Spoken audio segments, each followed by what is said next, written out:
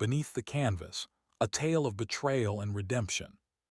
I invite you to experience my new dramatic story about military honor, betrayal, and justified retribution on the channel. I'm confident it won't disappoint. Please support with a like and subscription if you enjoy it.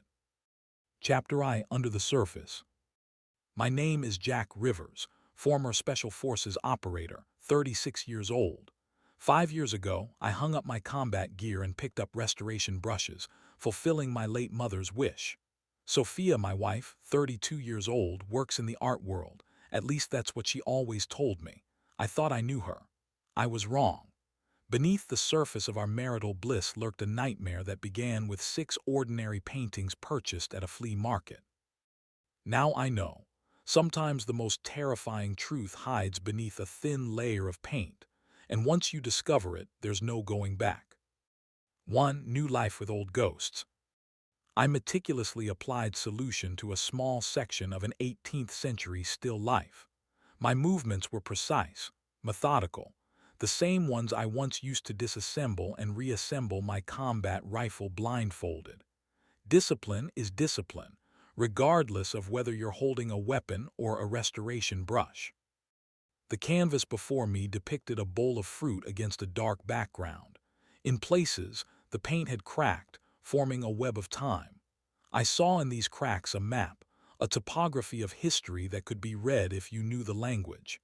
After 5 years as a restorer, I'd learned to understand this language.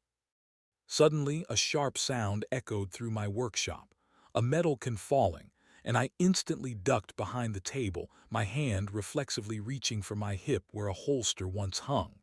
My heart hammered like a jackhammer. Adrenaline flooded my bloodstream. Syria 2017. A dusty street in Raqqa. Enemy sniper eliminated, but suddenly, the sound of a falling stone behind me. No, stop, I'm in my workshop in Seattle, 2025. No snipers, no ambushes. Breathe, Jack, count 10, 9, 8. My voice sounded hoarse in the empty space. I slowly stood up and approached the fallen can of solvent. It had been knocked over by a draft from the half-open window. A mundane explanation for a disproportionate reaction. Dr. Mackenzie, my therapist, called it a trigger flash. 2 sessions a week for 3 years, and I still flinched at sudden noises. My eyes fell on the clock, 6:45 p.m. Sophia should have returned from her charity event by 7. My wife, an art gallery business consultant. At least, that's what our tax return stated. At 7:10, I heard the sound of a key in the lock. Sophia entered, emanating expensive perfume. Her platinum blonde hair was styled in an elegant bob. Her emerald eyes seemed brighter than usual. Sorry I'm late. The charity auction went long. Rich donors take their time parting with money. She kissed my cheek. Her lips were cold as porcelain. Raise much, I watched her face.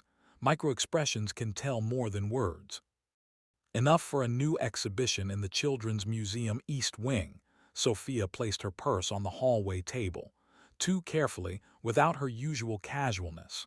What's for dinner?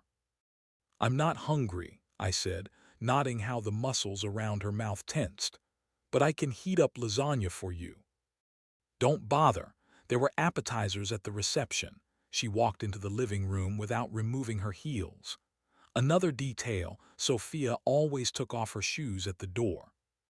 I returned to my work, but with one ear I heard her speaking quietly on the phone in the bedroom. Words indistinguishable, but the tone cold, businesslike. Not the tone usually used to discuss charity events.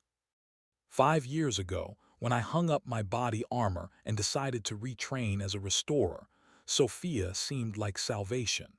She appeared in my life when the nightmares were particularly vivid and offered a new future.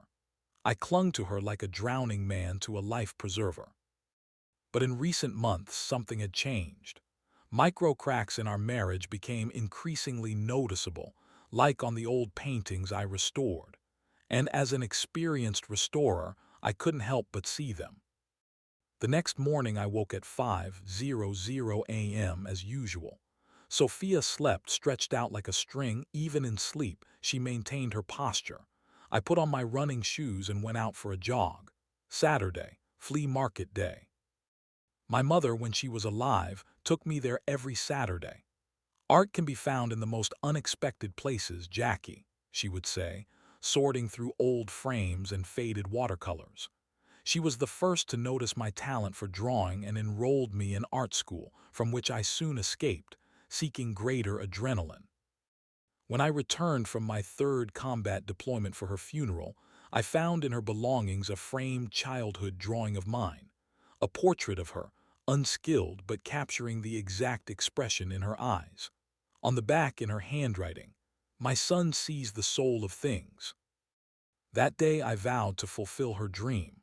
Perhaps late, but I became what she wanted me to be, a person who restores beauty to the damaged. The flea market hummed like a beehive on Saturday morning.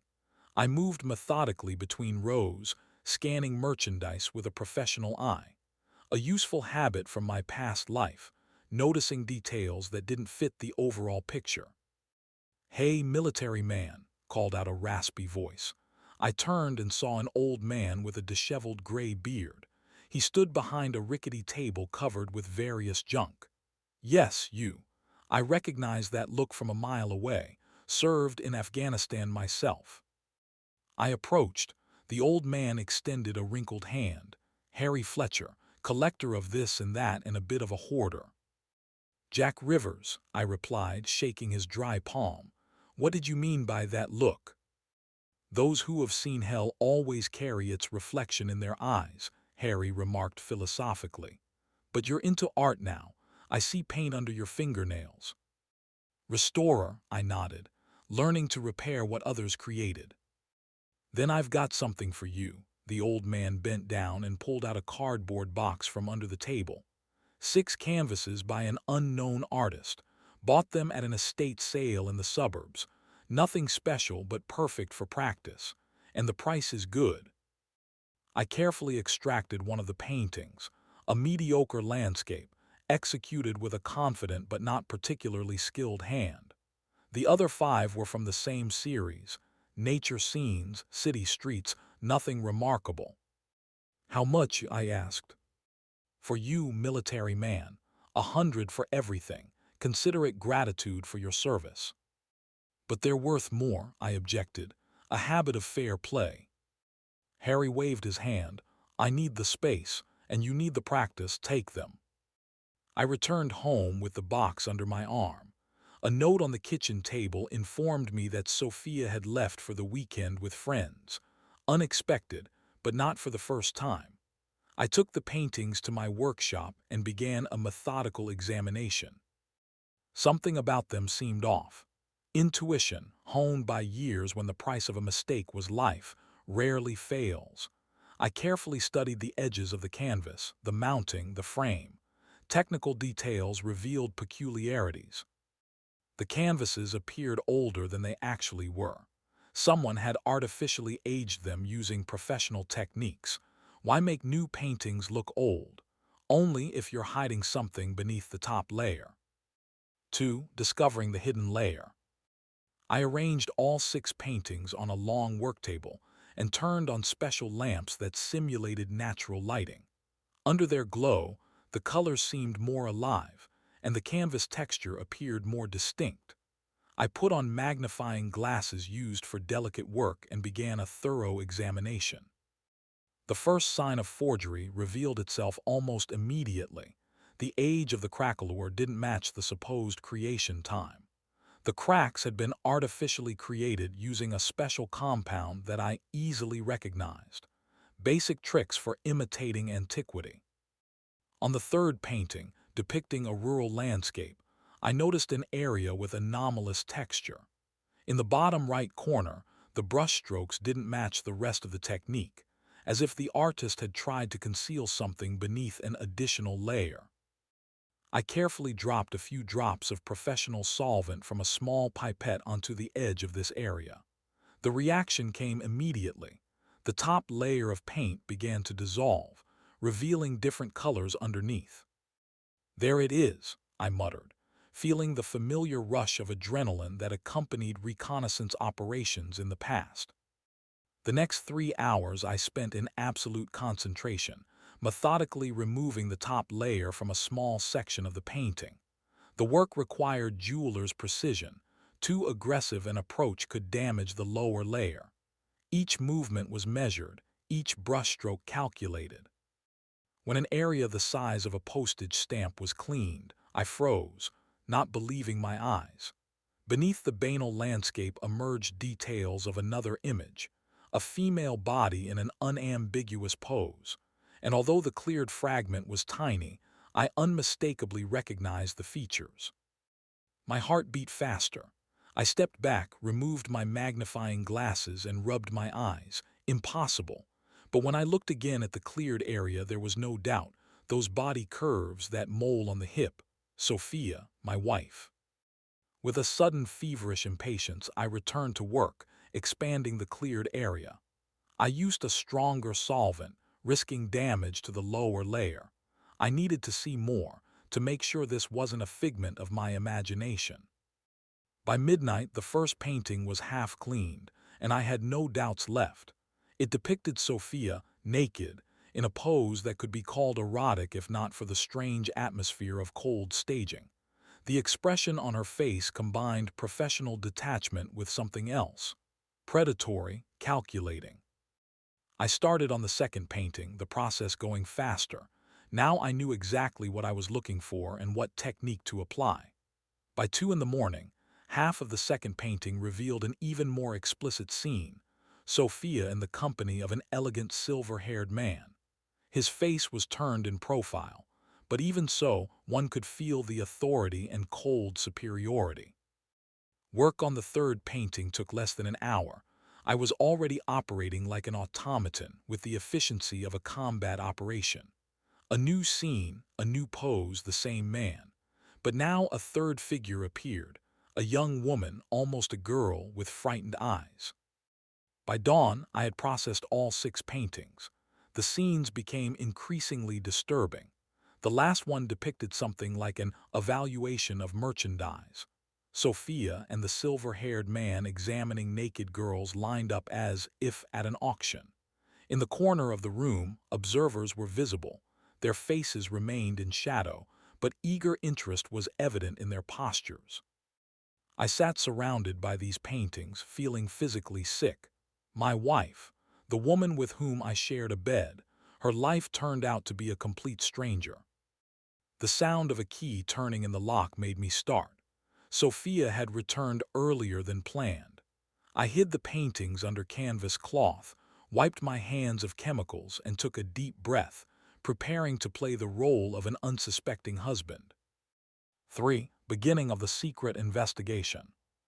I hadn't slept all night. Sophia breathed evenly in the bedroom while I sat in the kitchen, analyzing the images as if they were intelligence data before an operation. I methodically laid out the photographs I'd taken of all 6 clean paintings and began noting details.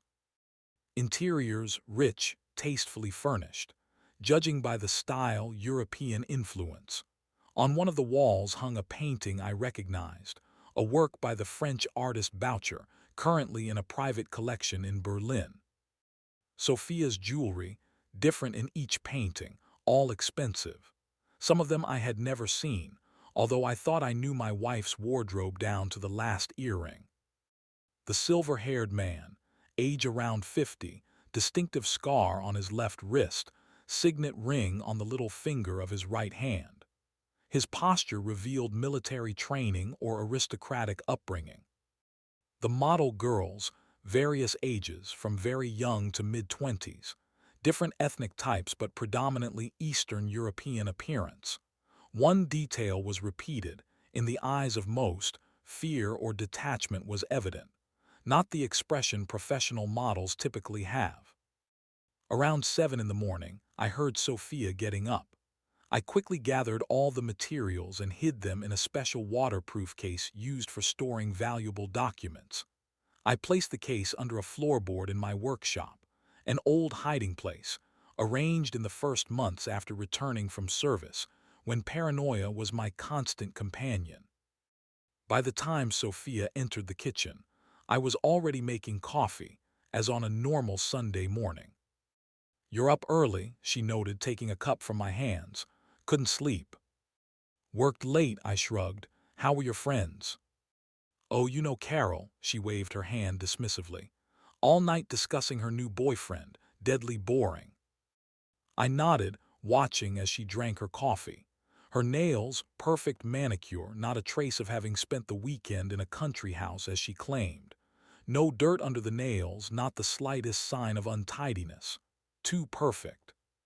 "I have a spa appointment today," said Sophia, finishing her coffee. "I'll be back by evening." "All right," I kissed her on the cheek, nodding the aroma of perfume, not the one she usually wore at home. "I'll be in my workshop." As soon as the door closed behind her, I waited 15 minutes, watching the clock. Then I put on latex gloves from my restoration kit. Each movement was deliberate, each step thought out. I started with the walk-in closet, methodically checked every drawer, every shelf. Nothing suspicious until I reached the back corner of the closet, where I discovered an almost imperceptible panel. Carpentry skills acquired while setting up my workshop suggested. The construction was non-standard. After several minutes of investigation, the panel yielded, revealing a small hidden compartment. Inside lay 3 phones, stacks of cash in different currencies, and an ID in the name of Elizabeth Price with Sophia's photograph, but with altered hair and makeup. I photographed the contents of the hiding place, then carefully removed the phones. 2 turned out to be primitive burners, disposable devices typically used for anonymous contacts. The third was a smartphone with biometric protection. Using a SIM card cloning device that I had kept from my service days, I created copies of the data from the simple phones. Then I tried to access the smartphone, unsuccessfully. The biometric lock required Sophia's fingerprint. I carefully returned everything to its place, restored the original position of each item, and closed the hiding place. Sophia was observant. The slightest change could alert her. The next item was her laptop, password protected, but after several attempts, I figured out the combination. Sophia used the date of our meeting, but with some symbols replaced by special characters. Sentimental, or just easy to remember. The laptop contained encrypted folders. Most were protected more securely than the military servers I had access to during my service. However, in the browser cache, I found traces, frequent visits to a website called Elysium Studio with an unusual authorization system. I copied everything I could to an encrypted flash drive, then methodically returned the laptop to its original state. Closed the same programs that were open, returned the cursor to the same position, even wiped the keyboard to remove traces of use. The final step was examining her car, parked in the garage. Under the front seat, I discovered another phone, an ordinary-looking smartphone, but with an unusually high level of protection. In the glove compartment, fake driver's license in the name of Carol Myers and a parking ticket from an underground parking in a district Sophia never mentioned. I photographed the findings, returned everything to its place, and left the garage through the back door. The first rule of reconnaissance: don't let the target suspect they're being watched. 4. Sophia's double life. The next morning I began surveillance. This was familiar territory. In special forces, I had received specialized training in urban observation. Of course, usually the targets were terrorists, not my own wife.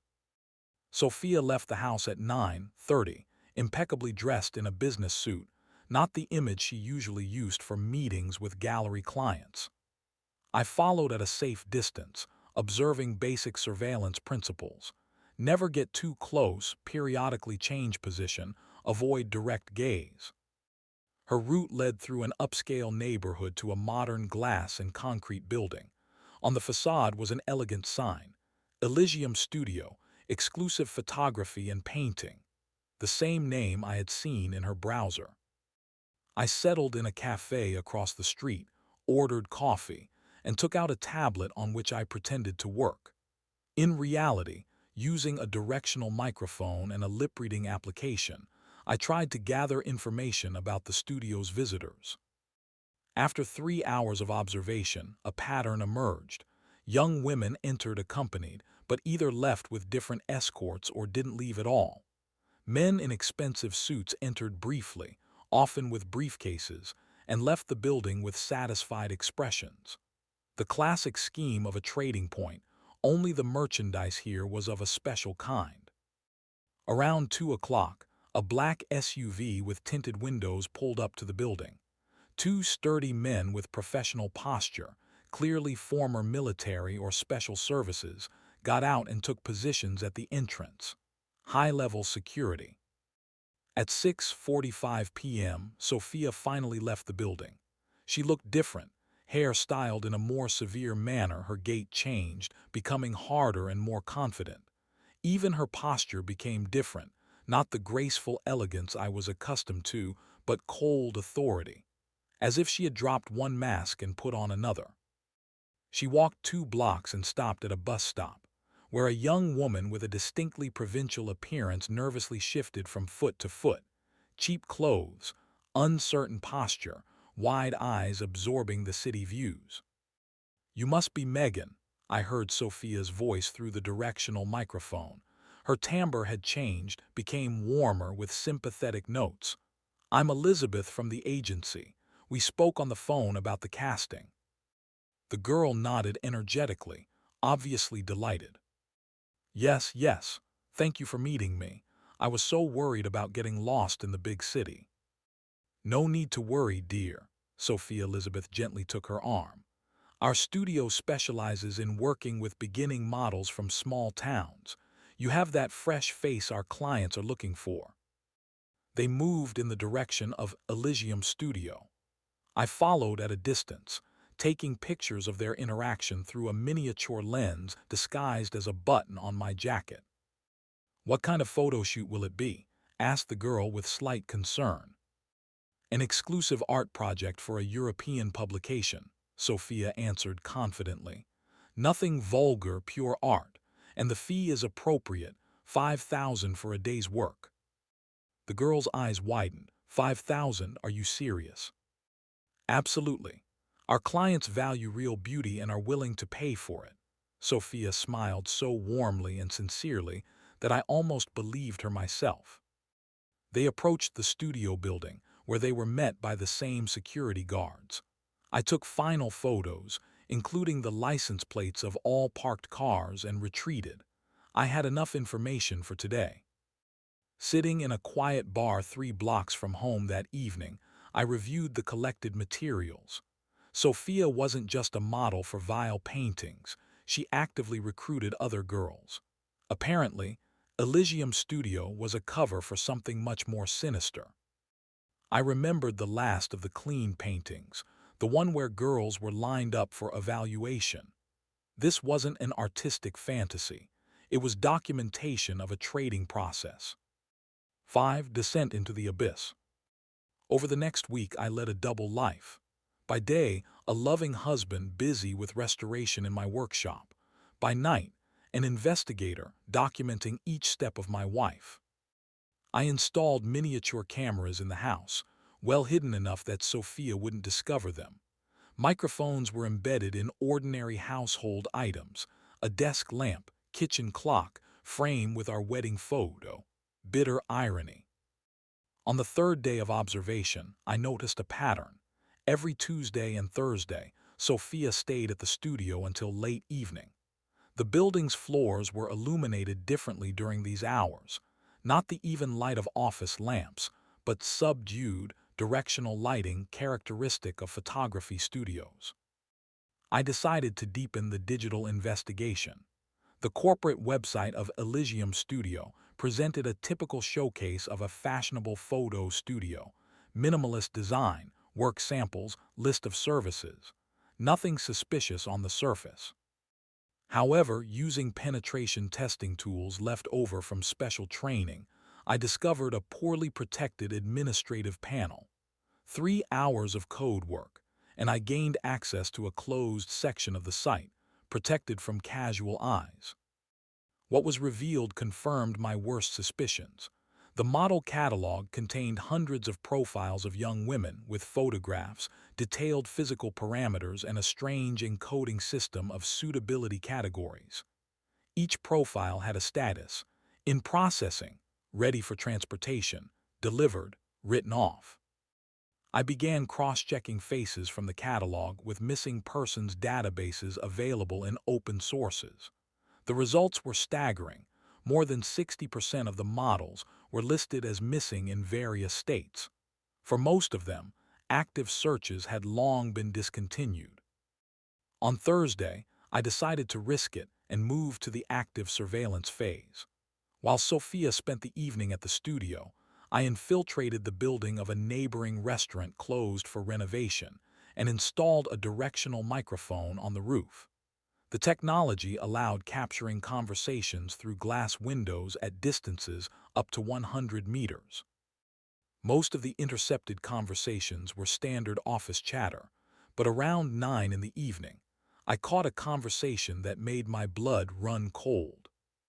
"This merchandise is of exceptional quality, Frederick," Sophia's voice sounded businesslike.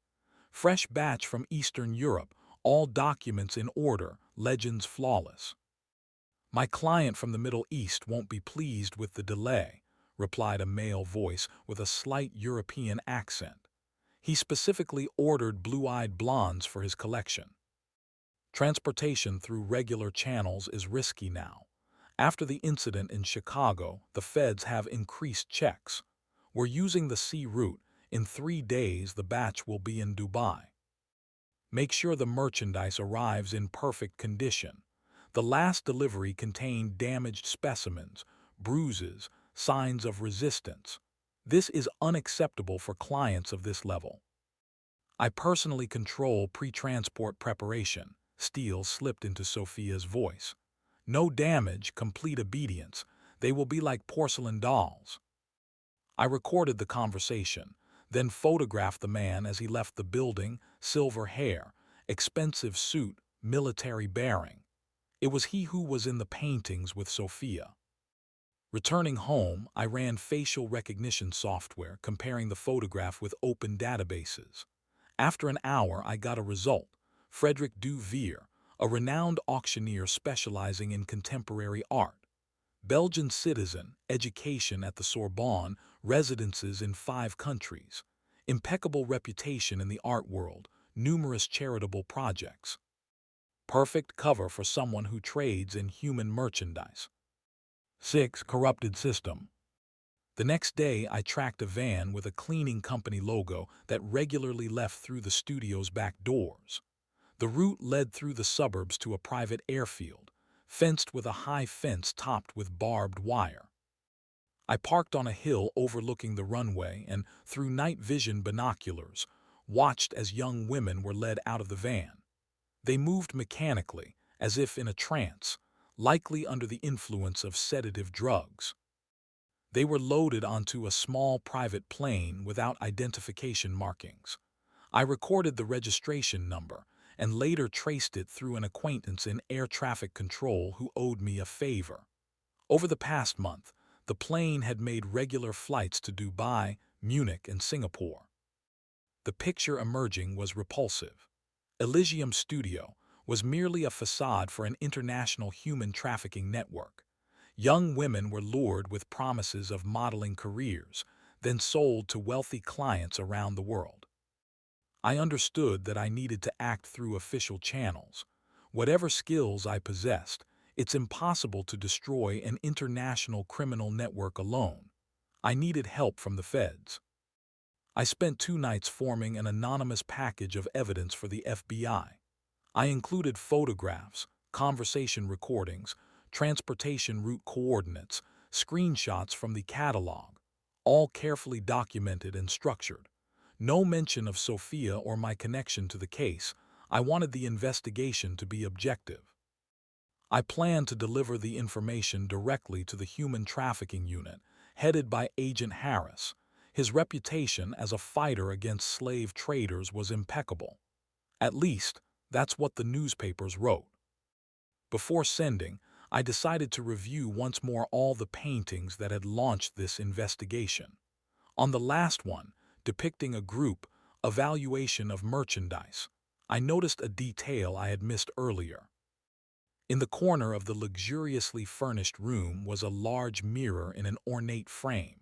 It reflected not only the models and the auctioneer, but also the observers standing in the shadows. One of them partially turned to the light, enough for the artist to capture his profile. I took an enlarged photograph of this fragment and processed it with an image enhancement program. The face in the mirror became clearer. Like a punch to the gut, I recognized this man. Agent George Harris, head of the regional FBI Human Trafficking Unit, the very one to whom I was planning to send the evidence. A year ago, we had crossed paths at a public event, a charity evening in support of violence victims. Sophia had insisted we attend. Now I understood why. The system was corrupted to the very top. Appealing to official bodies meant not only the failure of the investigation, but also a direct threat to me. They would find out who I was and begin covering their tracks. I set aside the prepared package of documents and realized I would have to act alone. I remembered the words of my Special Forces instructor. If the system doesn't allow you to act within it, act outside the system. War had begun, and my first step should be not an attack but staging a retreat. Let them believe the trail is lost, that the danger has passed. Meanwhile, I'll get closer.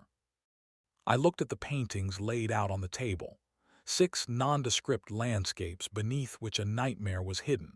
It was time to lose them, to lull the enemy's vigilance. And when they relax, thinking the evidence has disappeared, I'll strike.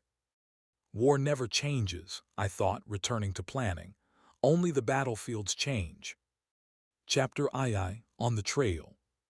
The first rule of war: to defeat the enemy, make him think you're retreating.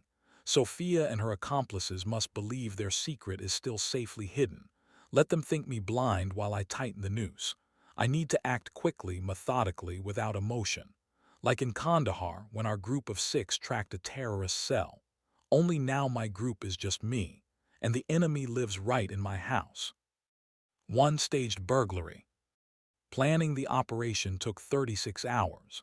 I developed a scheme for robbing my workshop with the same meticulousness with which I once prepared combat missions. Every detail had to look credible for Sophia, for the police, for observers from Elysium Studio. The workshop security system was my own creation, 6 motion sensors connected to a central console. The alarm signal was automatically sent to my phone and the local police station. The average response time of the patrol, 8.5 minutes. I chose the perfect time.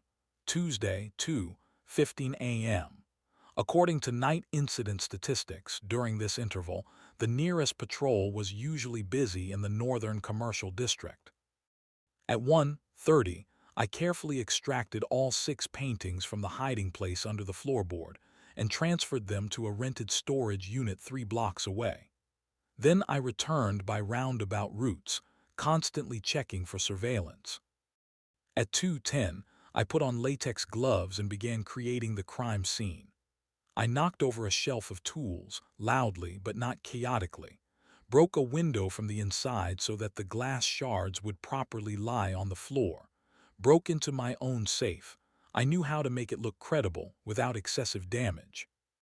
At 2:17, I turned off the cameras for 30 seconds, a technical glitch that happens once every few months.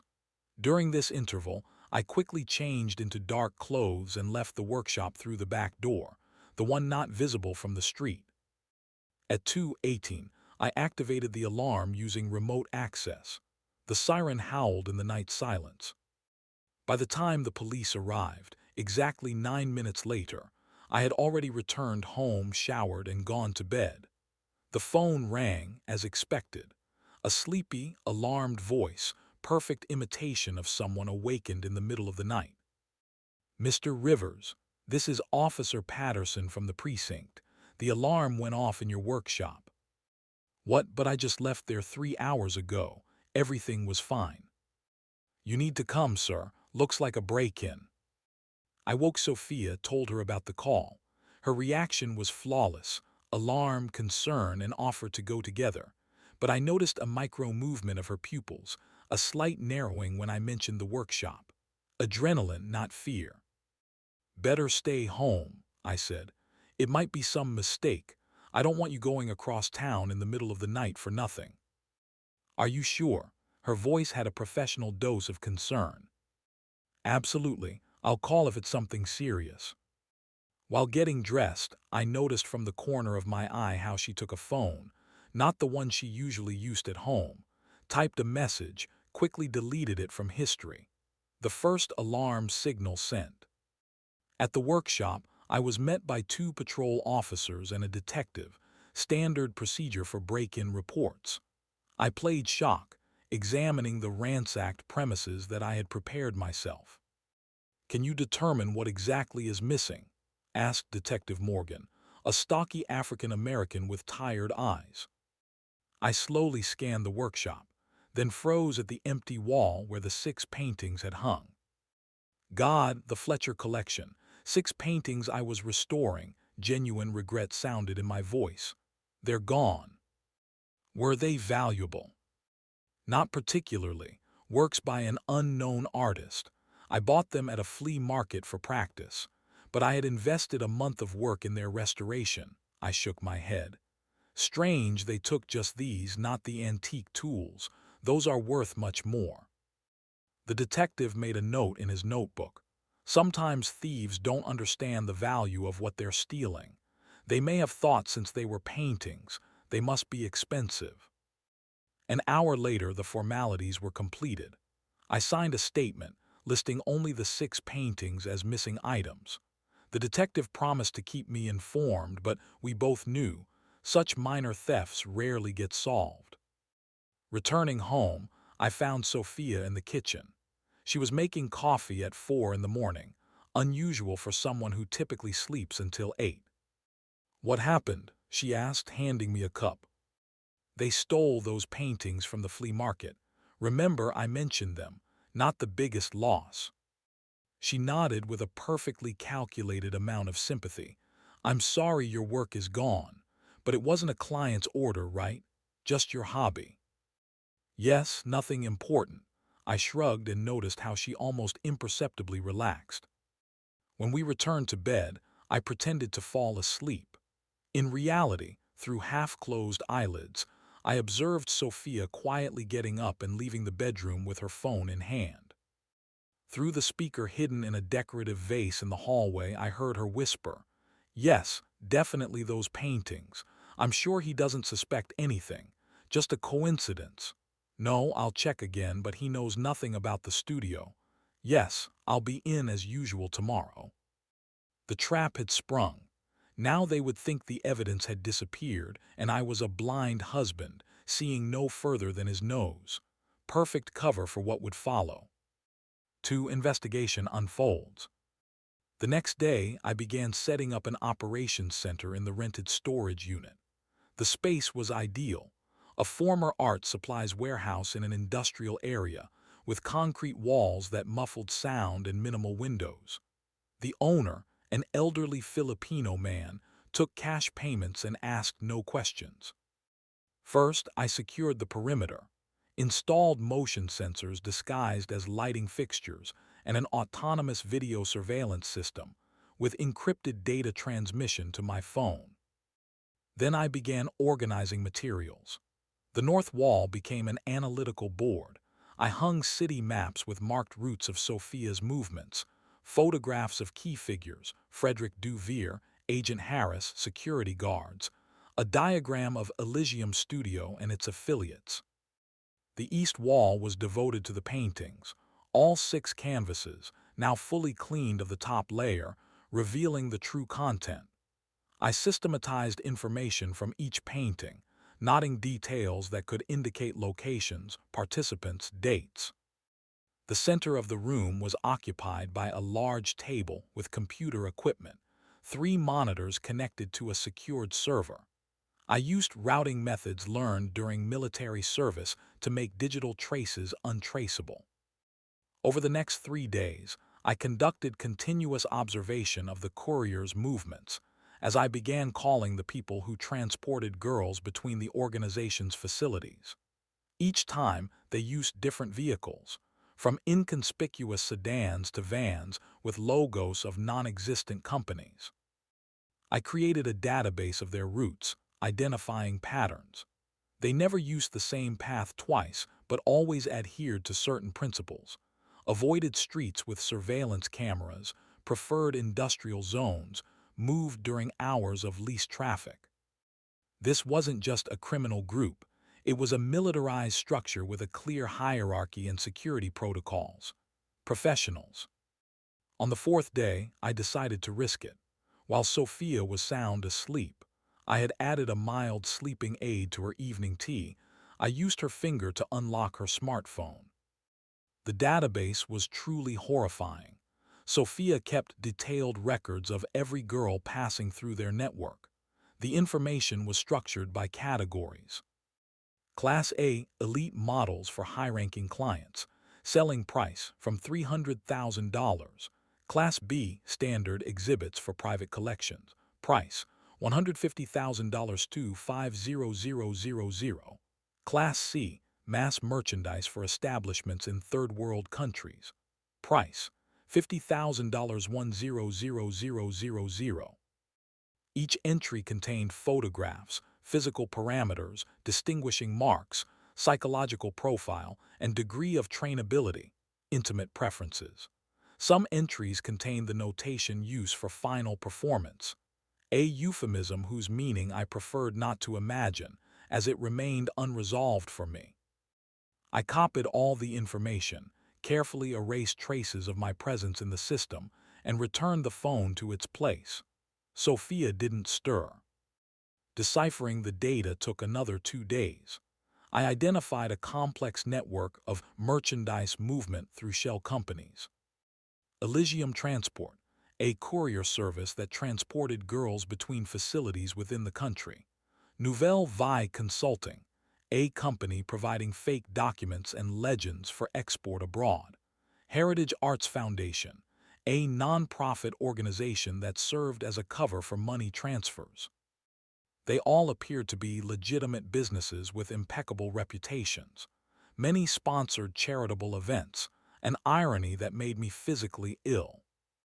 But the most shocking discovery was the client list. Politicians, businessmen, celebrities, people whose faces smiled from magazine covers and television screens. Those who publicly fought against human trafficking were privately its main consumers. The system was so comprehensive, so deeply embedded in power structures, that destroying it by standard methods seemed impossible. I understood why Sophia and Frederick acted so confidently. They were protected by the system itself. But every system has a vulnerability, and I was going to find it. 3. The dark side of art. While tracking the courier's movements, I noticed that once every 2 weeks, vehicles headed to an isolated mansion 30 miles from the city. The building was situated on a hill, surrounded by dense forest, with a single approach road. The perfect place for something you want to hide from prying eyes. I rented an SUV with tinted windows and conducted primary reconnaissance. The mansion looked like a luxurious country estate, but the security system was more serious than that of many military facilities. Cameras with thermal imagers, motion sensors, armed guards patrolling the perimeter every 30 minutes, biometric locks on all entrances. Direct penetration would be suicide, but I didn't need to get inside, yet. It was enough to understand what was happening there. I found an ideal observation position on a neighboring hill, an abandoned hunting lodge with direct visibility to the mansion. Using a parabolic microphone and thermal imaging binoculars, I could see and hear enough to form a picture. 3 nights of continuous observation, and I began to understand the rhythm of this place. On Fridays, closer to midnight, active movement began. Expensive cars with tinted windows arrived one after another. Guests entered through the back entrance, never stating names when meeting with security. A conditional knock, 3 short, 2 long, served as a password. On the third night of observation, I witnessed an event. The parabolic microphone picked up fragments of what was happening inside, sounds that made my hair stand on end. Classical music interspersed with screams of pain, applause, sounds of an auction hammer, more music, more screams. This wasn't just a place for selling human merchandise. It was a theater of horrors, where pain and humiliation were transformed into entertainment for perverted minds. Young and beautiful girls far from their homes fell into a living nightmare. When dawn broke, I returned to the city and began searching for information about the mansion's owner. There was no direct indication anywhere. The estate belonged to a company called Artie's Mortem LLC, registered in the Cayman Islands. It took 2 days of hacking work to trace the chain of proxies and identify the true beneficiary. It turned out to be Victor Ramirez, a state Supreme Court justice known for his harsh sentences against sex offenders, an uncompromising fighter for morality, a classic example of a wolf in sheep's clothing. I continued observation, this time focusing on technical details. I managed to hack one of the surveillance cameras located in the inner courtyard. It provided limited visibility, but enough to see part of what was happening inside through the panoramic windows of the main hall. What I saw was stylized as an avant-garde performance. On a platform stood a young woman, almost naked, with a bizarre metal construction attached to her body.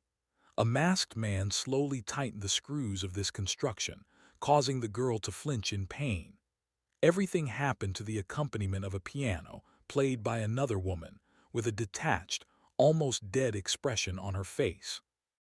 Around this scene sat spectators in evening attire and masks. They sipped champagne and politely applauded each new turn of the screw. In the corner stood operators with professional cameras, recording the performance from different angles. I turned off the monitor, unable to watch anymore. For the first time in my entire Special Forces career, I was physically nauseated by what I'd seen. I had fought in places where human life was worth nothing, but even there remained some basic understanding of humanity. Here, I was seeing absolute evil, cold, calculating, clothed in the form of art. And Sophia was part of this, my wife, the woman with whom I had lived for 5 years. I took a swig of whiskey straight from the bottle, violating my own rule not to drink during an operation, but I needed something to dull the shock, just one portion, to gather my thoughts. Then I returned to work. Now I knew what I was dealing with. This wasn't just a human trafficking network. It was a cult, a religion for perverts who had turned violence into a form of elite entertainment.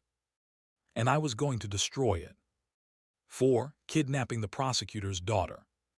After a week of continuous observation, I noticed a change in Sophia's routine. She met twice with 2 men at a cafe across from the city courthouse, a place that hadn't previously figured in her routes. The men looked like professional bodyguards, short haircuts, concealed weapons under their jackets, constant scanning of surroundings. Military bearing revealed special training, high-class mercenaries. I set up a directional microphone at a neighboring table and recorded their conversation. "She returns home by the same route every day," said one of the men with a slight Eastern European accent. "Through the park, then past the schoolyard.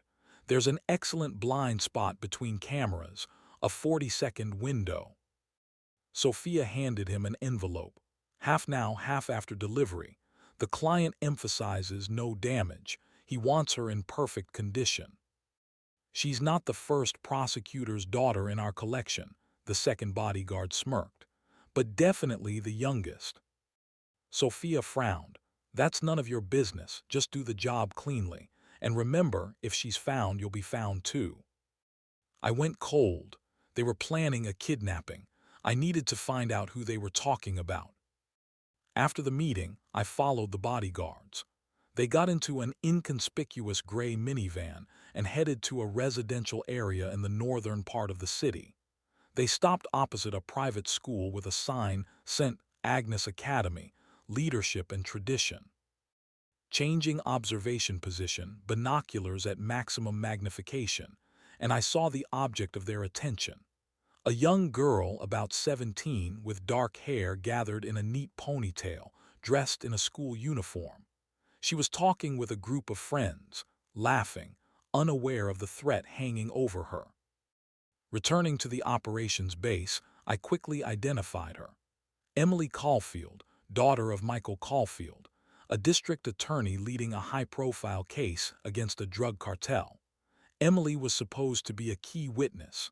She had accidentally recorded a conversation between drug dealers on her phone during a party. It all made sense. The kidnapping was planned not only as an act of revenge, but also as a way to stop the investigation. And Sophia's phrase about a client who wants her in perfect condition indicated that the girl awaited a fate worse than death. She was to become part of their perverted collection. I had less than 24 hours to prevent the kidnapping. I could anonymously warn the police, but after discovering Agent Harris's involvement in the network, I didn't know whom to trust. Emily needed protection, and I was the only one who could provide it. The next day, I took up an observation position in the park through which, according to the bodyguard's information, Emily returned home. Dressed as an ordinary jogger, with a baseball cap hiding my face, I remained inconspicuous but ready for action. At 3:45 p.m., I saw the bodyguards. They parked the minivan at the edge of the schoolyard and took positions perfectly controlling the girl's route. Professionals who knew their business. At 4:10 p.m., Emily appeared. She walked alone, listening to music through headphones, an ideal target, distracted and vulnerable. The bodyguards began approaching, moving from opposite directions to block escape routes. Their movements were polished, smooth, people accustomed to operating unnoticed. There was no time for a complex plan. I had to act. 5. Armed confrontation. I checked the mask in my sports jacket pocket. A simple black balaclava, nothing special, but sufficient to hide my face. I calculated the interception trajectory. If I accelerated now, I could position myself between the bodyguards and Emily at the moment of their convergence. One of the bodyguards had already approached the girl, pretending to ask for directions. A classic distraction. The second approached from behind, holding a syringe with a sedative preparation, standard kidnapping tactics. I sprang into action, instantly transitioning from a light jog to a full sprint. Stealth movement skills, honed by years of training in special forces, allowed me to cover the distance silently, despite the speed. The first bodyguard noticed the movement in his peripheral vision, but too late. I was already in the ideal attack position, from behind, at an angle that prevented him from reaching his weapon. Carotid artery hold, a classic technique. Right arm encircles the neck, elbow supports one side of the throat, forearm the other, compression directed at the arteries, not the trachea. When properly executed, the opponent loses consciousness in 6-8 seconds due to disrupted blood supply to the brain, without risk of lethal outcome. The first bodyguard went limp in my arms before he could even cry out. I carefully lowered him to the ground and instantly turned to the second. He proved more prepared. Seeing his colleague neutralized, he discarded the syringe and reached for the pistol under his jacket. Simultaneously, he pushed Emily toward the minivan, where a driver was already waiting with the door open. I assessed the situation in split seconds. Emily was screaming, not understanding what was happening. The bodyguard had almost drawn his pistol. There was no time for finesse. Breaking away, I lunged forward and to the side, using a parked van as a shield from possible gunfire. I had a second while he adjusted his aim. That was enough to close the distance and deliver a series of strikes to vulnerable points: spleen, liver, neck. The man was well trained, but not at my level. His gun hand hung limply after a precise strike to the nerve plexus. His eyes widened in shock. He clearly hadn't expected to encounter an opponent of his category. We exchanged several more blows. He used Krav Maga technique. I responded with a combination of systema and military hand-to-hand combat. The final blow hit the solar plexus. The opponent doubled over, losing the ability to breathe for several crucial seconds. That was enough to end the fight. A series of controlled strikes to key points, and the second bodyguard joined the first in unconsciousness. Emily, frozen in terror, looked at me with wide eyes. Who are you? What's happening? No time to explain, I replied, trying to alter my voice. These men wanted to kidnap you. Run straight to the police station, don't stop.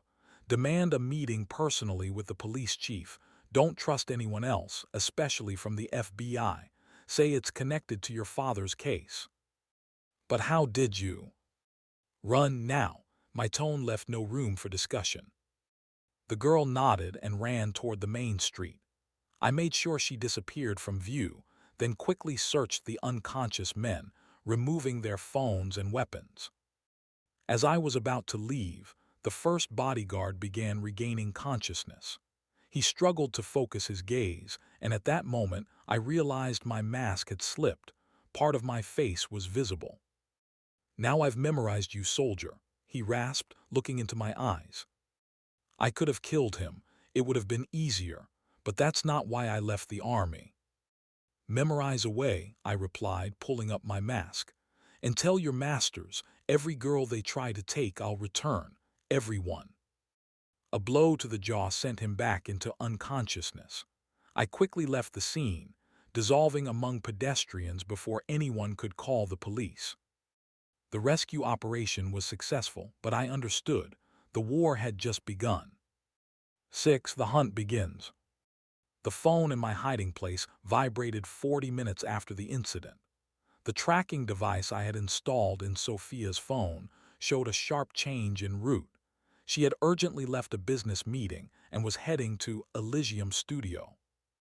I quickly activated the interception of her phone conversations. What do you mean, some military type?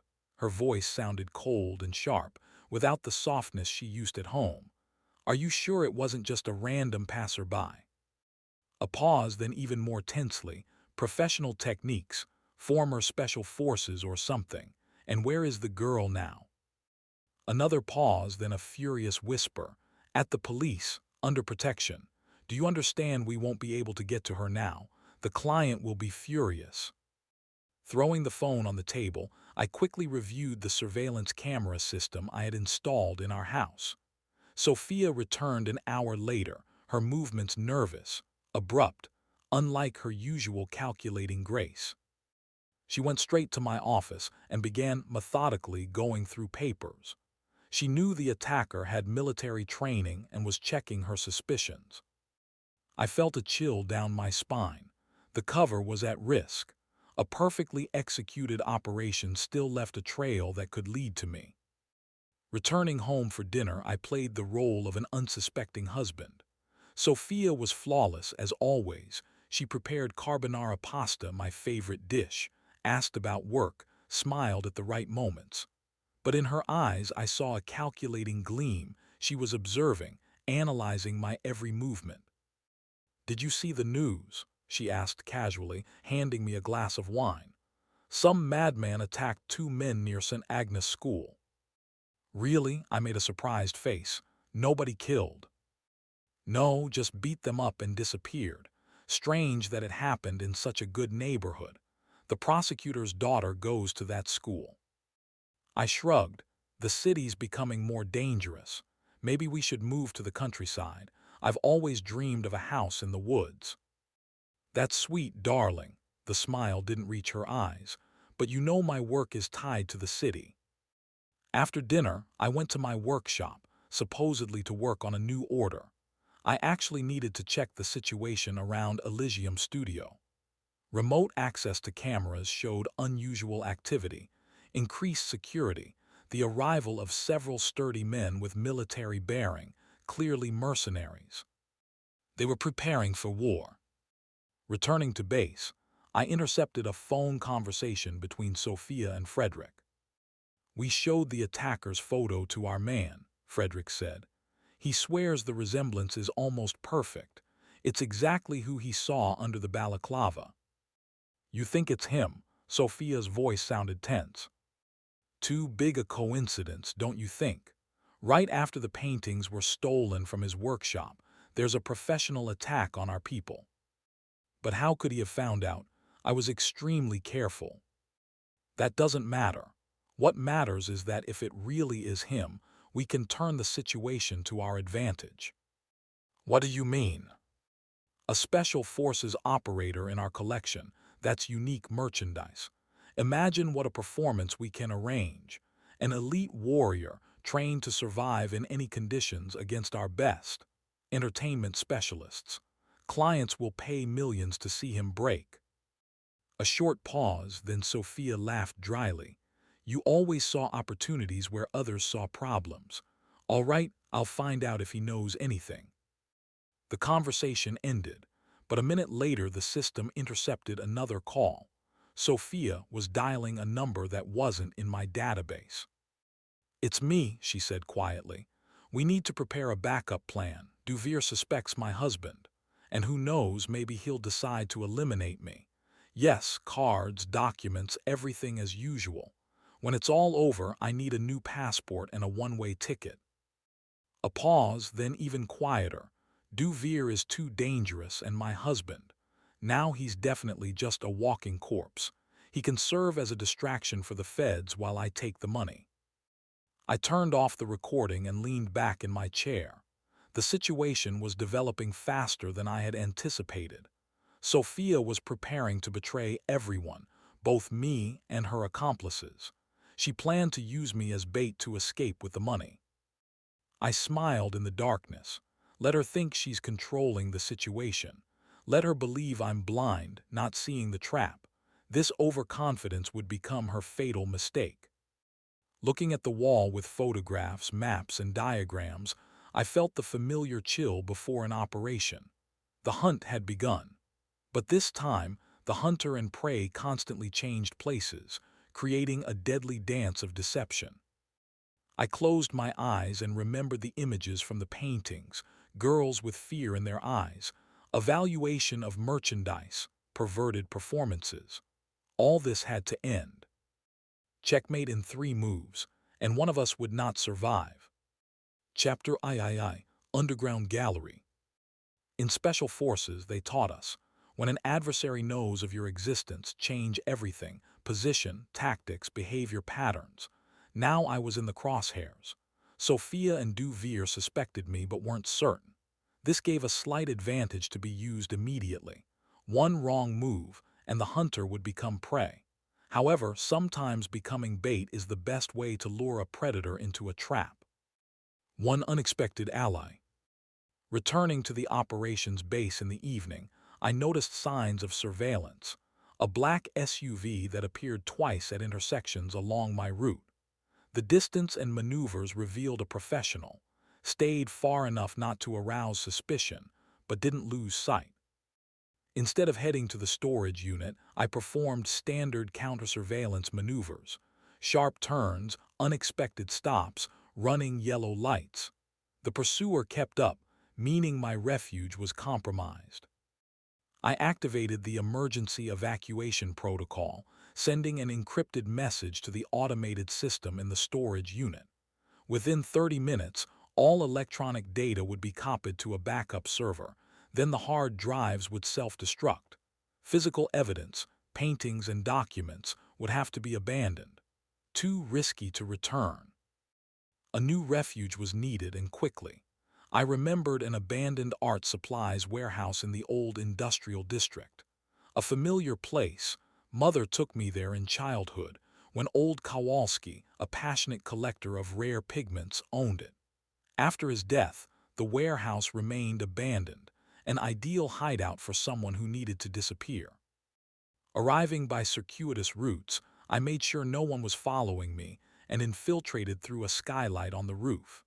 Inside smelled of dust, old paint, and linseed oil, scents that awakened memories of mother, bent over a canvas with a brush in hand. I looked around, using a tactical flashlight in minimal illumination mode. A large space with high ceilings, powerful concrete columns, metal shelves stacked with rusting cans of paints and solvents. Perfect acoustics for early detection of approaching footsteps, multiple exits through cargo platforms, fire resistance due to concrete construction. Setting up a temporary camp behind massive wooden crates, I began planning next steps.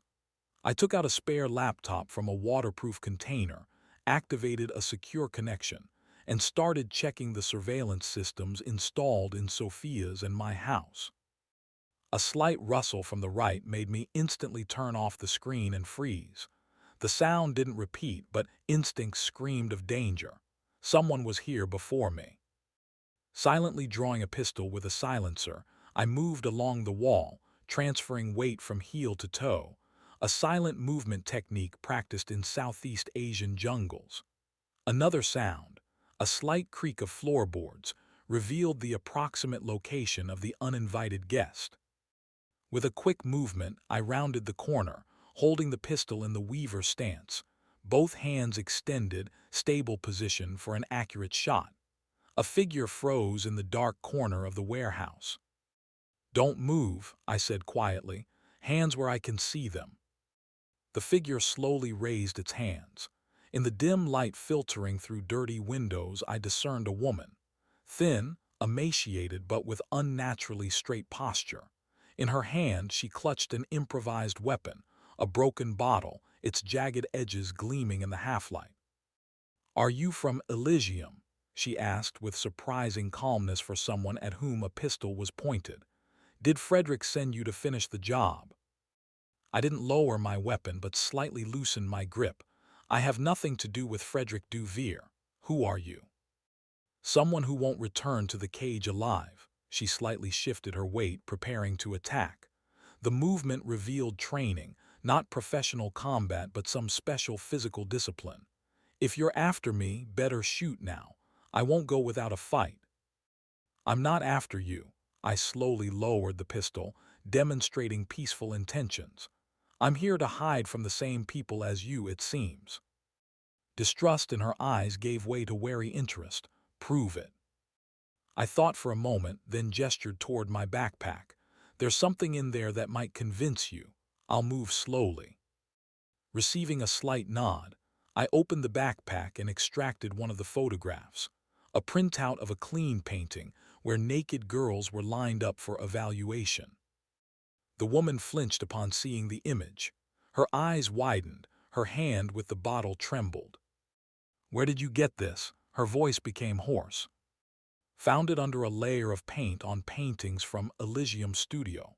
I'm investigating their activities. They sell women as merchandise, disguising it as elite art." The woman stared intently at my face, as if searching for signs of deception. Then she noticed other photographs peeking out of the backpack, and her gaze caught on Sophia's image. "You know her?" she asked, nodding at the photo. "My wife," I replied dryly. "Or rather, I thought I knew her. Turns out for 5 years I've been sleeping next to a monster." This phrase seemed to break something in her defenses. She lowered the bottle and slowly sat down on the nearest crate. In the dim light, I noticed scars on her wrists, characteristic marks from prolonged wearing of handcuffs.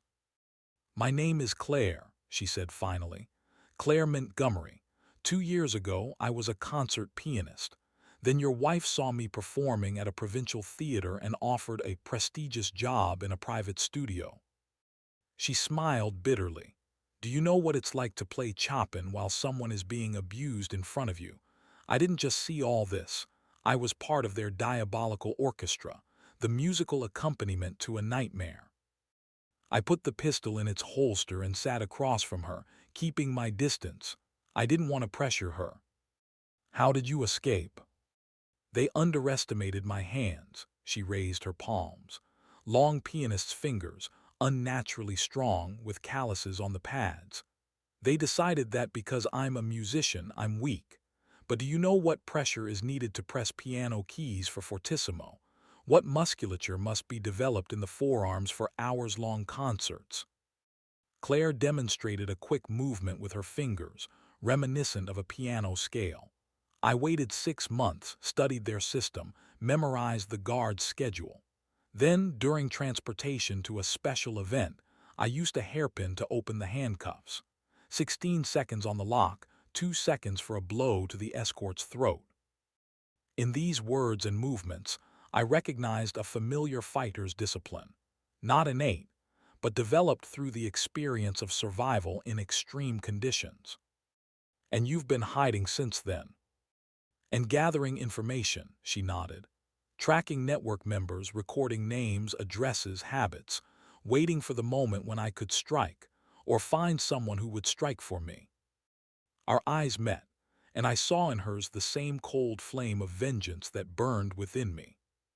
Seems we're both hunting the same prey, I said. It seems so, she smiled slightly for the first time. Special forces, right? Former, now I'm a restorer. Former pianist, former special forces, she shook her head. We're both repainted canvases, but the underlying layers can't be hidden. 2. Information merger. By dawn, a cautious trust had established between us. Claire, of course, didn't tell me everything, nor did I expect her to. Survivors of captivity keep parts of themselves closed, a protective mechanism, but she shared information that proved invaluable. Elysium isn't just a human trafficking network, she explained as we hung my salvaged photographs and notes on an improvised data wall. It's a cult. Frederick sees himself as some kind of artistic revolutionary. He doesn't just sell women for sex, that's too banal for his ego. He creates what he calls living installations. Performance art with a fatal outcome. I nodded grimly, remembering records of the performances. Exactly. He has a complex system for classifying material.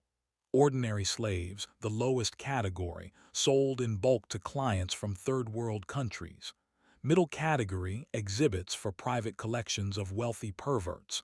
And the highest category, installations, those who participate in his performances. Claire spoke about the slave trade system with the analytical detachment of a scientist describing a virus. I understood this mechanism, dissociation, a way to cope with trauma by separating it from oneself. And where were you in this system? I asked carefully. Special category, her fingers involuntarily began moving, mimicking playing invisible keys. Orchestra, people with special talents who provide atmosphere for performances. Musicians, lighting technicians, makeup artists. We weren't sold but weren't considered human either, more like living instruments. We were part of the performance. I showed her my findings, decrypted client lists, movement maps, phone conversation recordings. She, in turn, told me about the organization's internal structure. Frederick is the brain and face, a public figure. Under him are 5 regional directors. Your wife is one of them, responsible for recruitment and primary selection. There's also a financial director, security director, logistics director, and VIP client relations director. Classic corporate structure, I noted, like any business. For them it is business, Claire shrugged. With accounting, reporting, corporate ethics, quarterly meetings, annual bonuses for good performance. I once played at such a meeting. They discussed merchandise shrinkage percentage and conditioning costs. They were talking about living people as if they were a fruit shipment. Joint analysis revealed a complete picture of the operation scale. An international network with centers in 10 countries. Annual turnover in hundreds of millions of dollars. Hundreds of victims. The system is protected from all sides, I said, studying the list of corrupted officials. Police, FBI, judges, politicians. Official channels are useless. I know, Claire nodded. 6 months ago, I tried to contact a journalist investigating cases of missing women. A week later, she was found with a heroin overdose. Official version, suicide due to depression. She had no history of drug use. We continued comparing data, and I noticed an announcement in one of the photographs taken near Elysium Studio. A promotional banner for a private contemporary art museum. Exclusive closed exhibition transformation. One evening, one opportunity. Only for the chosen ones. Claire, looking at the photo, paled. That's a code message. Transformation is their term for a large-scale operation to relocate merchandise and documentation. Happens once a year when they change their main base. Are you sure? Absolutely. I played twice at such exhibitions. They gather everything in one place, assets, records, cash, before redistribution to new locations. It's the only moment when the entire leadership of the organization and all evidence are under one roof. We exchanged glances, understanding the significance of this information. This was a chance, perhaps the only one, to deliver a decisive blow to the entire organization in one stroke. When is the exhibition? I asked, already considering infiltration options. Claire pointed to the date on the banner. The day after tomorrow. We have less than 48 hours to prepare. 3 risky plan. We need to understand the building layout, security system, number of guards. I paced between crates, systematizing tasks in my mind. Without inside information, we're blind. Claire watched me with a thoughtful expression. Finally, she quietly said, "There is a way to get this information." I stopped, noticing determination in her eyes. "I have to go back to them." What? I couldn't believe my ears. "That's suicide, they'll kill you on the spot." "They won't," she shook her head. "Frederick spent 2 years turning me into the perfect instrument. Do you know how difficult it is to find a high-class pianist capable of playing hours-long performances while remaining sane, watching what's happening 3 meters from you? Who knows how to adjust tempo and tonality to screams of pain?" Her words emanated icy calmness, which made them truly horrifying. I'll say I was too frightened by escape, that the outside world proved scarier than captivity, that I want back into the safety of structure. She said it so convincingly that for a moment I believed her. Duvere values my talent. He's more likely to believe I broke and returned than to kill me without a chance for one last performance. I shook my head. Too risky. Even if they don't kill you immediately, they'll torture you to find out who you contacted, where you were hiding. Of course they will, she agreed with disturbing composure. But not right away. First, they'll want to ensure I'm telling the truth about returning. They'll need my music for the exhibition. Transformation is always a grand spectacle, the culmination of the year, where they demonstrate new methodologies to VIP clients. Even if they believe you, they'll constantly watch you. How will you transmit information? During preparation for the exhibition, I'll have access to the building layout. I'll be able to see the guards' positions, security systems, possibly even transportation documentation. I'll memorize everything. A musician's memory is trained to remember multi-page scores at a glance. I saw she was adamant, but the idea of sending her back to the monster's lair seemed unacceptable. There must be another way. There is no other way, she stood, and I noticed a change in her posture. Steel determination appeared. This is my choice, Jack. For the first time in a long while, I can decide my own fate. Don't take that right from me. Her words touched something deep inside. I remembered my own thoughts after returning from captivity in Syria. How important it was to regain control, even if it meant risk. All right, I conceded, but we need to think through all the details. Signals, escape routes, evacuation plan. The next hours we spent developing the operation with the thoroughness of military planning. I insisted on additional precautions. Here's a miniature smoke charge. I showed her a device disguised as a cufflink for a piano performance. When activated, it releases dense white smoke without odor, non-toxic but creates heavy smoke. Use only in extreme cases if you realize you're exposed or if you're in imminent danger. And you, she asked, securing the device on her cuff. When you activate it, I'll have 30 seconds to start acting. I'll be near the museum, ready to enter at your signal. We rehearsed scenarios, discussed details, worked through backup plans. But we both understood that once Claire entered Elysium Studio, she would be alone against an entire organization of killers and slave traders. When everything was ready, an awkward pause arose between us. The upcoming operation could be our last, and we both realized this. "Why are you doing this?" I asked. "You could just disappear, start a new life somewhere far away." Claire was silent for a long time, then quietly said, "When I was in captivity, they gave me sedatives so I wouldn't resist. Once the dose proved too large and I experienced clinical death. Do you know what I saw in those 46 seconds while they were reviving me?" I shook my head. "Nothing, absolute nothingness." Her voice became detached. "And I realized that gods, if they exist, have turned away from us, that there is no higher justice, no cosmic balance.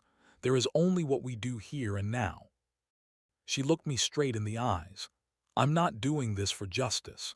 I'm doing it because if we don't stop them, they'll continue. And every girl they capture after I turn away will be on my conscience." I understood her. Understood too well. The same feeling haunted me after each military operation where we failed to save everyone. "I trust you more than anyone in the last 3 years," she added quietly. This wasn't sentimentality, but a statement of fact. And perhaps the highest form of trust a person who has endured what she endured can express.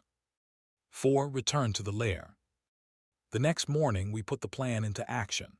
I observed from a distance as Claire approached Elysium Studio. Her appearance was carefully considered.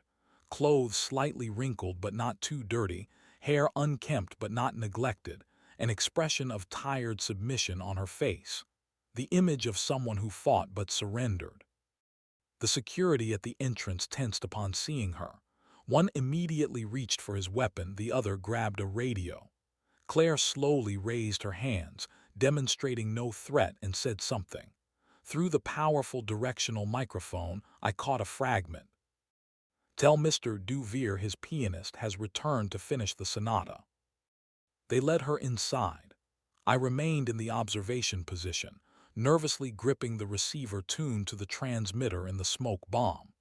If Claire activated it immediately, it would mean the operation had failed, and I would have to improvise a rescue mission. An hour passed in agonizing waiting, then a second. No signals, neither emergency nor encouraging. At the beginning of the third hour, my secure phone vibrated.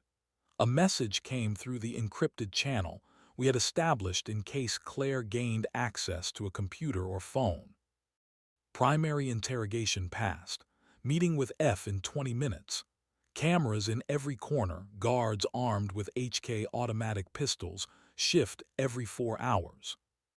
So they hadn't killed her immediately. But there was no information on whether Frederick believed her story. After 2 more hours of tense waiting, the phone came alive again. "F has taken me back. Conditions: intimacy with him, complete submission, constant observation until the exhibition. Preparation for transformation is in full swing. F calls it his magnum opus." I felt a surge of relief, but immediately suppressed it. We had overcome only the first obstacle. Claire was inside, but forced to endure torture from that bastard and still in mortal danger. Over the next few hours, messages came in short, coded fragments. Museum, 3-story building with basement. Main exhibition on first floor, VIP rooms on second, administrative offices on third. Basement divided into storage and technical area. Security, 24 people, rotating positions, radio communication every 15 minutes. Armed with light automatic weapons, sniper on neighboring building roof. Biometric access to key areas, fingerprint and retina scanners. backup generators in case of power outage. F. Planning evacuation immediately after exhibition. Merchandise and documentation to be moved in trucks with catering company logo. The information was invaluable but incomplete. Claire couldn't move freely around the building. Many areas remained unexplored. Finally, a last message came that chilled me inside.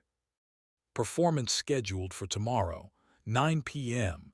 F says it will be my last concert. I will be the final chord of the evening. He plans to end my performance permanently. The words left no room for interpretation. Frederick planned to kill Claire as part of his perverted performance.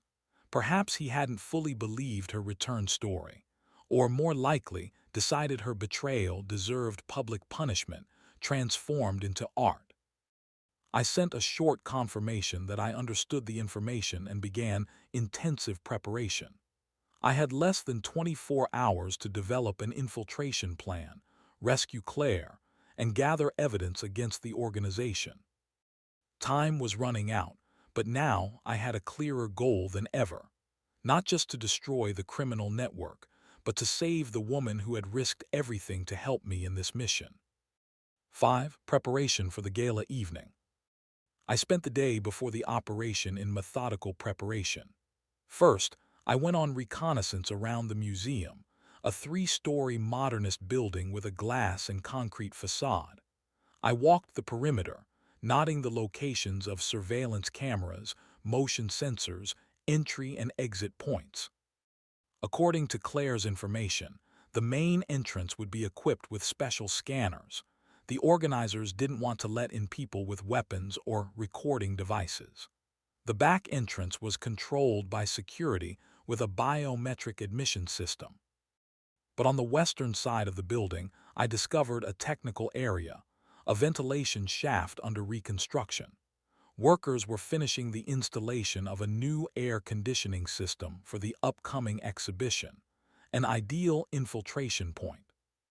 I took several photographs from different angles, then retreated and observed the changing of the guard. Every 4 hours, as Claire had reported. Professional discipline, but therein lay a weakness. Predictability creates vulnerability. Returning to the warehouse, I prepared equipment. Nothing superfluous, only the necessary minimum to maintain mobility. Pistol with silencer, Sig Sauer P226 with a tactical silencer minimizing flash and sound. 2 spare magazines. 3 combat knives, primary on the thigh, backup in the boot, third horizontally on the lower back. Set of lockpicks and electronic breakers for overcoming electronic locks. Light Kevlar protection under clothing. Wouldn't stop a direct bullet hit, but would soften the blow and protect against fragments. 4 flashbang grenades with minimal blast radius for creating diversionary maneuvers. Tactical flashlight with infrared mode and night vision goggles. I disguised the equipment under my clothing. Black cargo pants with multiple hidden pockets, dark shirt, and leather jacket, loose enough to conceal weapons but not so voluminous as to hinder movement. Toward evening, I noticed unusual activity at the museum, arrival of elite vehicles with foreign license plates, increased security, unloading of equipment in special cases. Clients were converging for the exhibition, and with them, technicians for the performance. My communication device came alive again, the last message from Claire. They're preparing me for the performance. Security tripled. External doors blocked by biometric locks. Frederick has declared this his magnum opus. Most of the collection will be moved immediately after the event. Then, after a pause, another short message came. If it doesn't work out, no, this was my choice, and it was worth it. Now I must go to him again. These words resonated within me with a strange mixture of anxiety and determination. Claire was taking a deadly risk not because of me, but I felt responsible for her. She had become not just an ally in this mission, but someone important, a person who understood that part of me that remained invisible to others. Among the arriving vehicles, I noticed a familiar one, Sophia's silver BMW. She looked tense, constantly looking around, checking her phone. Movements nervous, abrupt, unlike her usual restraint. I remembered her last phone conversation I had intercepted. When it's all over, I need a new passport and a one-way ticket. She was planning an escape, possibly tonight, right after the exhibition. The sun began to set, time to act. I placed beacons at the emergency exits, miniature devices that signaled if a door opened. Prepared diversionary devices, simple mechanisms creating electrical shorts in remote parts of the building. An hour before the event, I infiltrated the museum's utility rooms through a service entrance, using a fake technical personnel ID. The guard barely glanced at the documents. All attention was focused on VIP guests arriving through the main entrance. Hiding among stored equipment, I observed the guests' arrival through surveillance cameras I had connected to via tablet.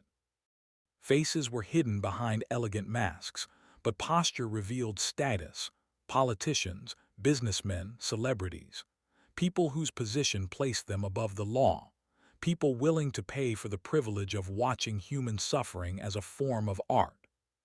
My gaze stopped on a monitor showing the interior of the main exhibition hall. There, on the stage, a concert grand piano was being set up, and next to it, metal structures resembling medieval torture devices, stylized as modern sculptures. My heart clenched at the thought that in a few hours Claire would be there at the center of this nightmare. But it was too late to turn back. The plan was in motion, and only death could stop it. 6. Infiltration into the Gallery of Horrors. At exactly 9 p.m., the gala performance began. I positioned myself near the ventilation shaft, waiting for the moment of the security shift change. Music drifting from the main hall sounded muffled, solemn classical pieces creating an atmosphere of a cultural evening. The hypocrisy of this situation made me nauseous. People considering themselves society's elite had gathered to enjoy the suffering of kidnapped women under the guise of avant-garde art. At 9:15, when guards were distracted by the arrival of another VIP guest, I slipped to the ventilation shaft. Using a screwdriver and a small lever, I removed the technical panel and infiltrated. The ventilation was spacious enough for someone of my build, but barely. Any careless movement threatened to reveal my presence with noise. Advancement through the narrow ventilation labyrinth required extreme concentration. Dust, cobwebs, sharp angles of metal connections. I had to move slowly, transferring weight from one support point to another to avoid creating vibrations. At one of the narrow turns, I felt an attack of claustrophobia. The space narrowed so much that my chest barely fit through. A flash of panic, cold sweat, rapid breathing. The memory of captivity in a tight cage in Syria momentarily paralyzed me. Pull yourself together, Jack. Inhale, exhale, count. The PTSD control technique worked, and I continued moving. Through ventilation grills, I could observe what was happening in the halls. First hall, a standard contemporary art exhibition, outwardly unremarkable. Second, more explicit works, but still within the bounds of decency. But with each hall, the exposition became increasingly disturbing. In the third hall, I saw living exhibits, young women in stylized glass cages, dressed in avant-garde costumes that barely covered their bodies. They stood motionless like mannequins, eyes empty, movements mechanical. Guests examined them, nodded approvingly, made notes in elegant notebooks. It was an auction, disguised as an artistic performance. I continued advancing, guided by the sounds of music growing louder. According to the building plan obtained from Claire, the main exhibition hall should be located in the center of the building. Finally, I reached a grill opening into a technical passage behind the main hall's stage. I carefully unscrewed the fasteners and slipped out of the ventilation. Here were automated lighting and sound control systems. No technical personnel present. everything set to a pre-programmed mode. From behind heavy velvet curtains, I could see the stage and part of the hall. The luxurious space was designed as a mix of an art gallery and theater. In the center, a concert grand piano, surrounded by strange metal structures resembling both sculptures and torture devices. Spectators in elegant evening attire and masks sat in a semicircle on leather chairs. Champagne, quiet conversations, impeccable etiquette, as if at a premiere in an opera house.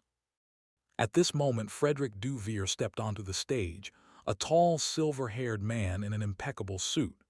His movements were polished, aristocratic. He raised his hand, calling for silence, and began a speech. Ladies and gentlemen, today we have gathered to celebrate the true essence of art, the moment when beauty and pain become indistinguishable. His voice sounded melodic, hypnotic. The audience listened with respectful attention. Our final performance this evening, a special gift for connoisseurs, the return of the prodigal daughter, if you will, he smiled at his joke. A talent who escaped but was returned to our community. An artist who tried to deny her destiny but realized that true art requires complete self-sacrifice. A gesture of his hand, and Claire was led onto the stage. She was dressed in a long black dress, hair arranged in a severe style. The paleness of her face accentuated dark circles under her eyes, but she carried herself with dignity. Her hands trembled slightly as she took her place at the piano. Our pianist will perform Chopin's revolutionary etude today, Frederick continued. A piece written in a burst of anger and despair, perfectly suited for what will follow. For after the music, the real performance will begin, the final performance of our dear Claire. Her swan song, if you will. A soft laugh rippled through the hall. The audience understood the meaning of his words. This would not just be a concert. It would be an execution, transformed into a performance. Claire began to play. The first chords of the revolutionary etude filled the hall, powerful, passionate, filled with the fury Chopin had imbued into this music. Her fingers moved across the keys with incredible speed and precision, extracting from the instrument sounds that seemed to reflect all the pain and anger of the world. I watched her, holding my breath. Claire had completely given herself to the music, eyes closed, body swaying slightly in rhythm. But behind this self-surrender, I noticed an almost imperceptible movement of her left hand. She unobtrusively touched the cufflink on her sleeve. A few seconds later, smoke began rising from under the piano lid, first in a thin stream, then increasingly dense. The audience initially thought it was part of the performance, a theatrical effect to enhance the drama. Frederick frowned, clearly not expecting this element. He took a step toward the stage, but at that moment the smoke became so thick that it filled most of the hall.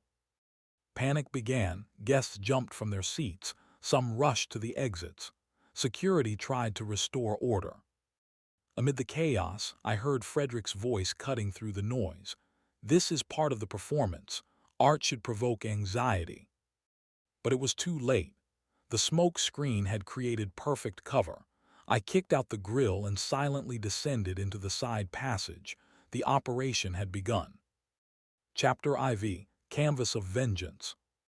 Smoke, chaos, Chopin's music, abruptly cut off on a high note, thus began my final battle. For 5 years I had tried to escape from violence, sought redemption in restoring the destroyed. Now I was returning to what I knew best, destruction. But this time the goal was different, not following orders but saving innocence. And among them, a woman whose music, even in a moment of absolute danger, sounded like the perfect overture to a symphony of vengeance. 1. Chaos in artistic chaos. The smoke screen spread through the hall with unexpected speed, creating bizarre foggy figures in the spotlight. Guests rushed about in panic, some trying to maintain dignity, others fled to the exits, bumping into each other. Frederick, realizing he was losing control of the situation, shouted over the noise. This is part of the performance. Art should provoke anxiety. Security to positions. I used the first seconds of confusion to neutralize two guards in the service corridor. Their attention was riveted to what was happening in the hall, allowing me to approach from behind. A quick strike with the edge of my hand to the base of the skull for the first, a chokehold for the second, quiet, effective, non-lethal. Taking their weapons and communication devices, I gained access to security conversations. All posts, activate protocol Eclipse, perimeter locked. Group Alpha to main hall, Beta, protect VIP guests, Gamma, ensure merchandise evacuation through Tunnel B. Now I knew their plans. I remotely activated previously planted devices. A series of short circuits in different parts of the building caused the security system to direct some guards to check the sources. Through the earpiece, I heard growing panic in their communications. Post 3, fire in East Wing. Post 7, video surveillance system failure in Sector C. All posts, possible infiltration. Repeat, possible infiltration. Stay in position, sending rapid response team. The guards split up, giving me the opportunity to infiltrate the security zone where the exhibits were kept. Young women locked in stylized cages, awaiting their fate of being sold after the performance. First cage, a girl no older than 20, bound by decorative but fully functional silver handcuffs. Romanian accent, eyes wide with fear.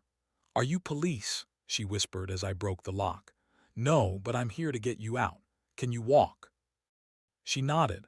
I freed 4 more girls from neighboring cages, briefly explained the route to the emergency exit. Third corridor right, then down the stairs. The door is unlocked. Go outside and run straight to the police station on Main Street. Don't stop, don't separate. The oldest of the girls, with a determined look, took on the leader's role. "We'll help others. How many cages in total?" "I don't know exactly. Act carefully. The guards are armed and nervous." Leaving them to rescue the others, I moved deeper into the building. On the way, I encountered the first serious resistance.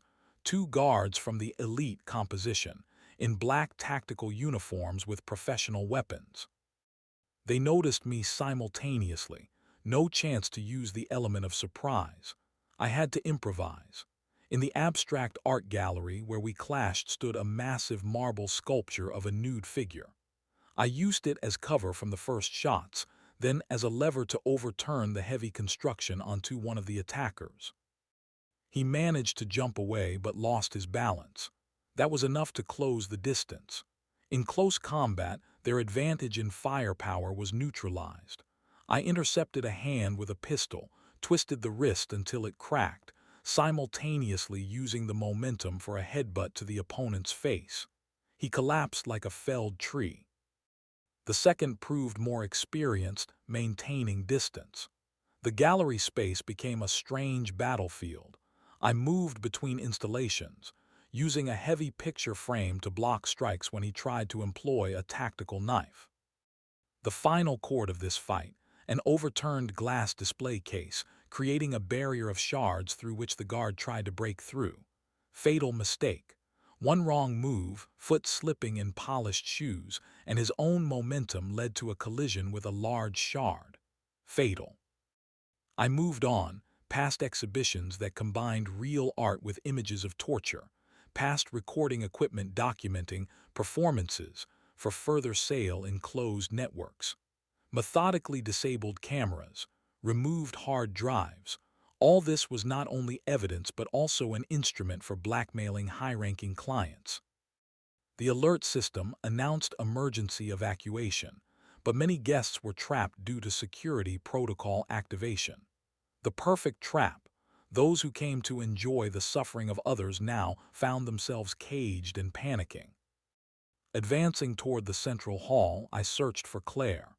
After activating the smoke bomb, she had disappeared from the stage. She could have tried to escape on her own, but an inner voice suggested she wouldn't leave until she finished what she started.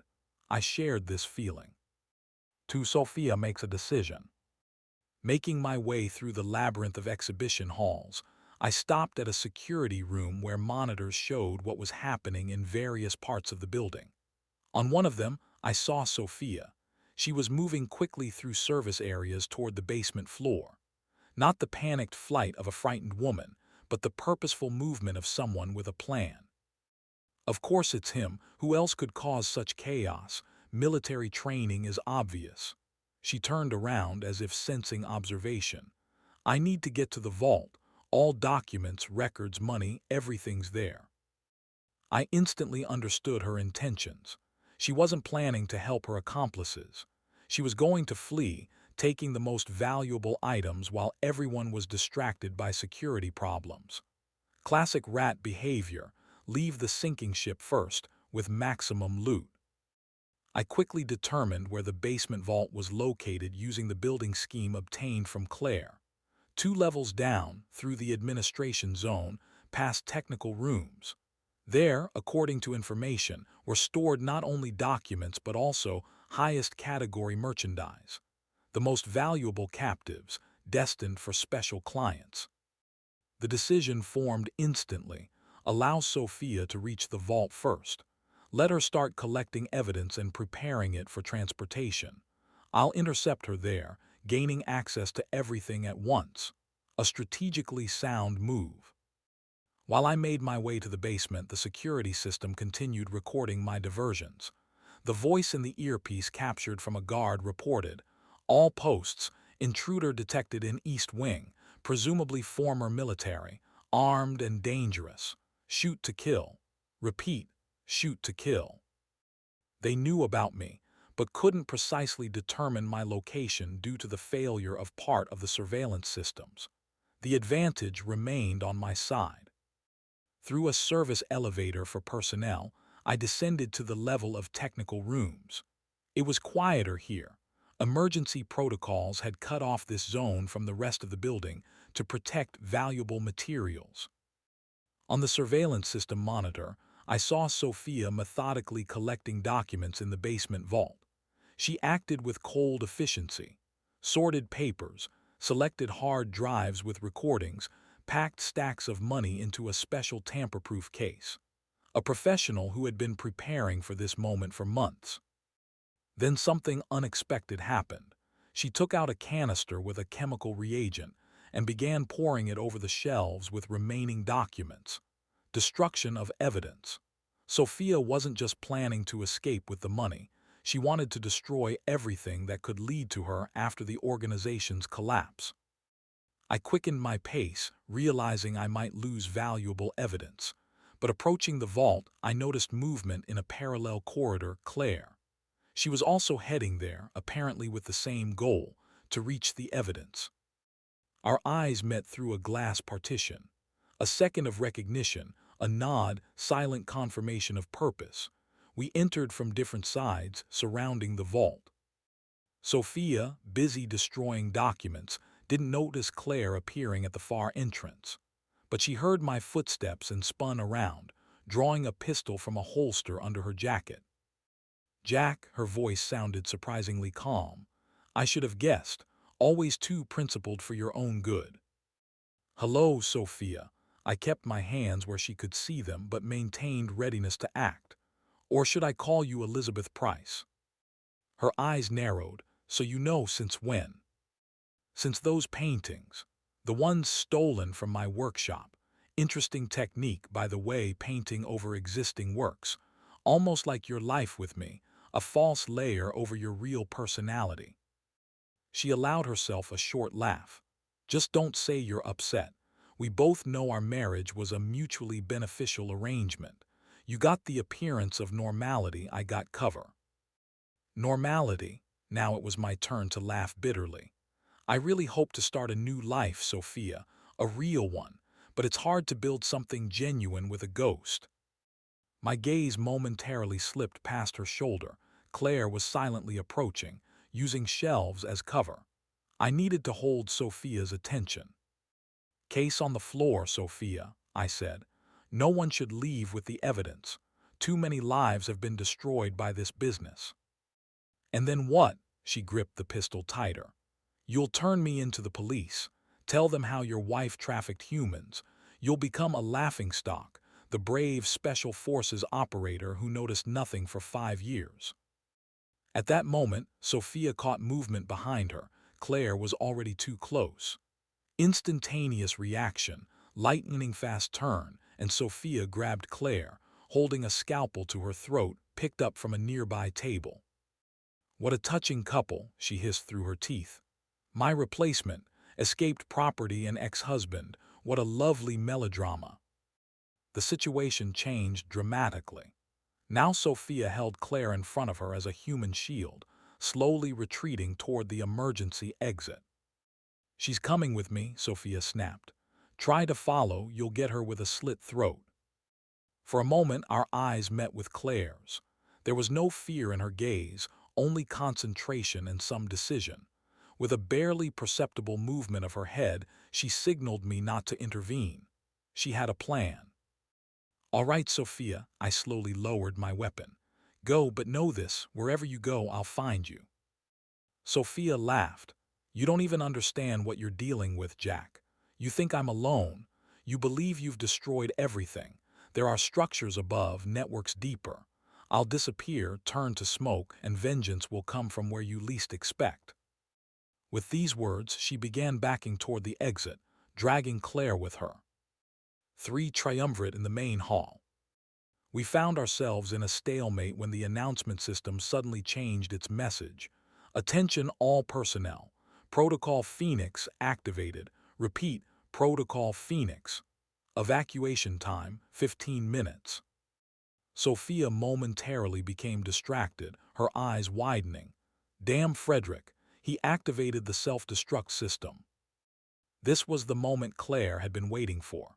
Her fingers, with incredible speed and precision, pressed on nerve points in Sophia's arm.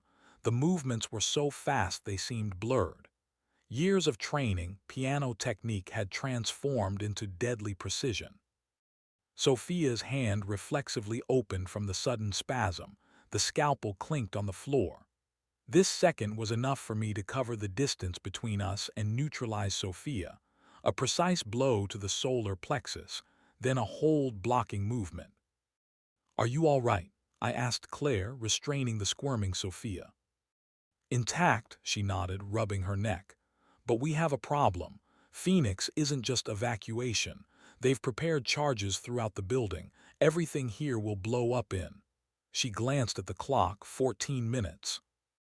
"We need to get the captives out." I gripped the struggling Sophia tighter. "Do you know how many are here?" "About 30 in total," Claire replied. "Most on the upper floors in exhibition halls, but some in special rooms. We've already released some." The vault door crashed open with a bang.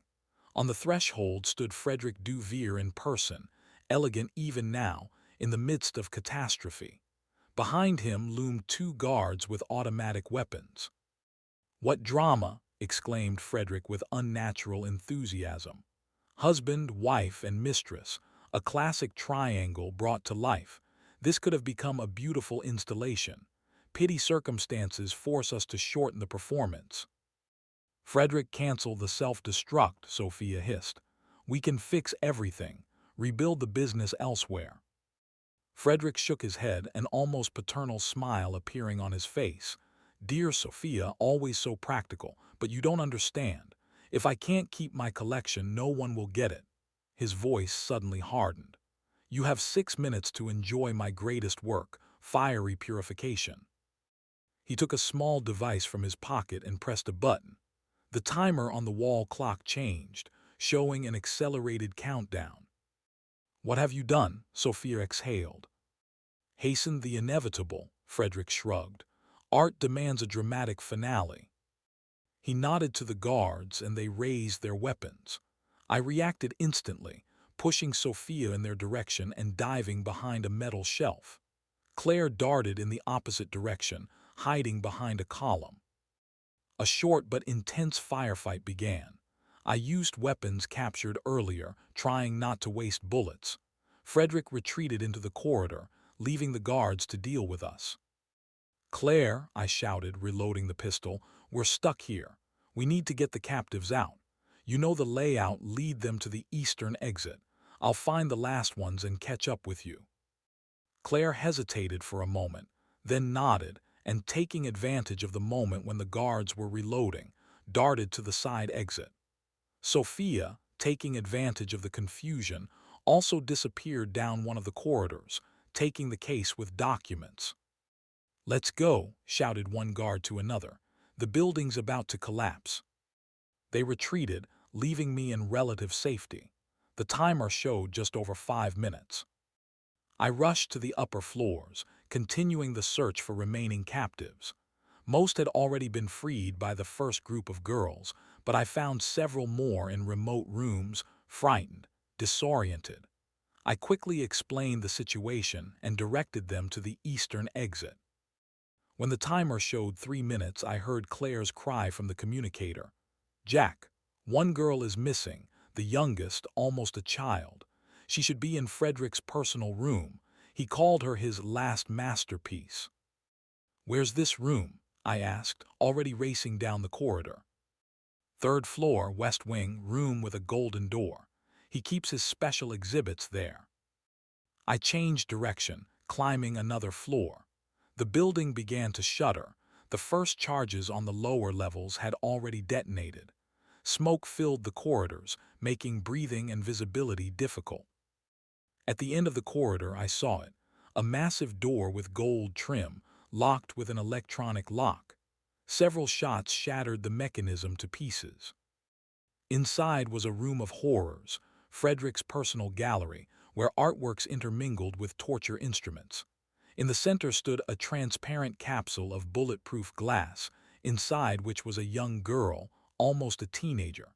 She was unconscious, connected to an IV with some liquid. I tried to break the glass with my pistol grip, no result. Then I aimed the weapon at the electronic control panel and emptied the entire magazine into it. The lock clicked, the glass capsule door opened slightly. Disconnecting the IV, I lifted the girl in my arms. She was light, almost weightless, with pale skin and bluish lips. A pulse could be felt, weak but stable. The timer showed less than 2 minutes when I began descending to the eastern exit. The building was already burning in several places, beams cracking, threatening collapse. On the second floor, I encountered Claire, who had returned to look for me. "Found her," I shouted over the roar of the collapsing building. "She's alive but unconscious. Quickly to the exit."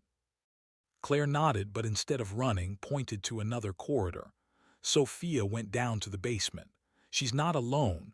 Frederick and several guards are there. They're trying to save something from the vault." I hesitated. The girl in my arms needed immediate medical attention. But if Sophia and Frederick escaped with the evidence, everything was in vain. "Take her out," I decided, handing the girl to Claire. "I'll go down for Sophia and Frederick." "No," Claire's eyes flashed with determination. "We both go. This girl, she's my sister." I stared at her in confusion. "What?" "My younger sister, Anna. Frederick used her to blackmail me when I first tried to escape." Her voice trembled. "I thought she was long dead. Please, Jack, we have to get her out together." An internal conflict tore at me, the duty to save an innocent girl versus the need to capture the criminals. Claire resolved it. "Time is short. The main thing is to save innocent girls, and criminals won't go anywhere. I have their names, photographs, data. We can find them later." She was right, I nodded. "All right, let's get out of here. The eastern exit should still be open." We moved down the corridor, carrying the girl between us. The building trembled with each step. Pieces of ceiling collapsed around us. Smoke grew thicker. We were less than 50 meters from the exit when Claire suddenly stopped. "Wait," I just remembered. "There's one more girl, the youngest from the new batch. Frederick kept her separately. She should be in a room at the end of this corridor." I looked at the timer, just over a minute. "No time, Claire, we won't make it." She handed me her sister. "Then you go, I have to try." Not listening to my warnings, she rushed back into the burning building. I cursed under my breath and, making sure the girl in my arms was breathing, carefully laid her right by the exit, where rescuers would definitely find her. Was it possible Claire had invented this last girl and ran back for something else entirely? Then I rushed after Claire, realizing that I was probably in love with this recklessly brave woman. For the last sonata, I caught up with Claire at the doors of the basement vault. The smoke was thinner here. The ventilation system was still working on the lower levels. Walls shook from explosions above, but the main structure still held. In the vault, we discovered an unexpected scene. Sophia, Frederick, and one of his bodyguards in a tense standoff. Sophia was trying to destroy hard drives containing evidence, the very ones Frederick evidently wanted to preserve as his legacy. "You're an idiot, Sophia," hissed Frederick. "My collection is priceless. Even if the building collapses, digital records can be restored. Art must live." "Your art is my prison," Sophia snarled, continuing to methodically smash hard drives. "If these recordings fall into authorities' hands, we'll be hunted for the rest of our lives." They were so engrossed in conflict they didn't immediately notice us. The bodyguard reacted first. Professional reflex caused him to turn and raise his weapon. I pushed Claire behind a column and simultaneously threw a knife from my wrist mount. The blade entered precisely into the bodyguard's shoulder, not lethal, but enough to make him drop his pistol. Frederick and Sophia turned at the noise. Their faces reflected different emotions. Frederick's, aristocratic disappointment, as if interrupted during an important lecture. Sophia's, cold fury. A tense four-way standoff began in a room rapidly filling with smoke. Each pursued their own goals. I wanted to save Claire and capture evidence. Claire sought the missing girl. Sophia aimed to destroy incriminating evidence and escape. Frederick tried to preserve his perverted legacy. "Where is she?" Claire demanded, addressing Frederick. "The girl from the new batch. Where have you hidden her?" "Ah, you mean Isabel," Frederick smiled with undisguised pleasure. "I'm afraid you're too late. She became part of my final masterpiece, a performance unfolding right now." "What do you mean?" Claire stepped forward, her hands clenched into fists. "This building is my greatest canvas," Frederick spread his arms wide, "and everything in it my paints. Isabel, like other exhibits, remains locked on the upper floors. Consider it my final chord. When the building collapses, they'll become part of the ruins, transform into legend. They'll be talked about for decades." With a furious cry, Claire lunged at Frederick, but Sophia intercepted her, throwing her toward the shelves. In the heat of struggle, they accidentally broke a display case containing a collection of antique musical instruments, strings and parts scattered across the floor. I tried to intervene, but the bodyguard, despite his wound, entered the fight, blocking my path. He was an experienced fighter, but the injury and blood loss slowed his movements. After a short but intense skirmish, I managed to neutralize him using a chokehold. When I turned around, the situation had changed dramatically. Sophia had inflicted a serious wound on Claire, a long cut along her ribs, but Claire, despite the pain, maintained incredible focus. Her gaze fell on musical instruments scattered across the floor. Understanding flashed in her eyes. With agility any special forces fighter would envy, she grabbed the strings from the broken instruments. What happened next resembled a ghastly symphony of vengeance. Claire, a professional pianist with fingers trained by years of exhaustive practice, transformed musical strings into deadly weapons. She lightning-fast wrapped a steel cello string around Frederick's neck. Her movements were precise, measured, as if performing an especially complex musical piece. Frederick choked, his elegance instantly evaporating, replaced by the panic of an animal sensing death. Sophia tried to intervene, but Claire, in an almost supernatural burst of rage and mastery, used silver violin strings as whips, cutting through air with frightening precision. One swipe, and the string sliced Sophia's wrist, severing an artery. Sophia froze with an astonished expression, as if disbelieving that a fragile pianist had mortally wounded her. "This is for all the girls you sold," whispered Claire, making another deadly swipe. I stood motionless, unable to intervene, shocked by this transformation. Claire, a woman who created beauty through music, now delivered death with the same virtuosity with which she once performed Chopin. Sophia, bleeding out, looked at me. In her gaze was no plea for help, only cold understanding of irreversibility. "You always said I didn't understand art enough," I said, watching her agony. "Now you've become part of the exhibition yourself." The building shuddered from a particularly powerful explosion. Plaster rained from the ceiling, one of the supporting columns cracked. "We need to leave," I shouted, supporting the wounded Claire. "Everything's about to collapse." "Isabelle," she gasped, clinging to me with bloodied hands. "We must find her." "Frederick was lying," I said, quickly scanning the room. "Look." In the far corner of the vault, I noticed a small door disguised as part of the wall. Next to it on the floor lay an ID card with a photograph of a young girl, apparently dropped by Frederick during the struggle. I broke down the door with one kick. Inside was a tiny room with a single cot, on which lay a girl no older than 16. She was unconscious but breathing. "She's alive," Claire touched her face with trembling fingers. "God, she's alive." I lifted Isabelle in my arms. "Now let's go. We have less than a minute." We moved toward the exit, making our way through dying galleries. Fire devoured paintings beneath which hid evidence of countless crimes. The path was difficult. Collapsed structures blocked corridors. Smoke impeded breathing and visibility. Claire, despite her wound, moved with the determination of someone for whom death was no longer frightening.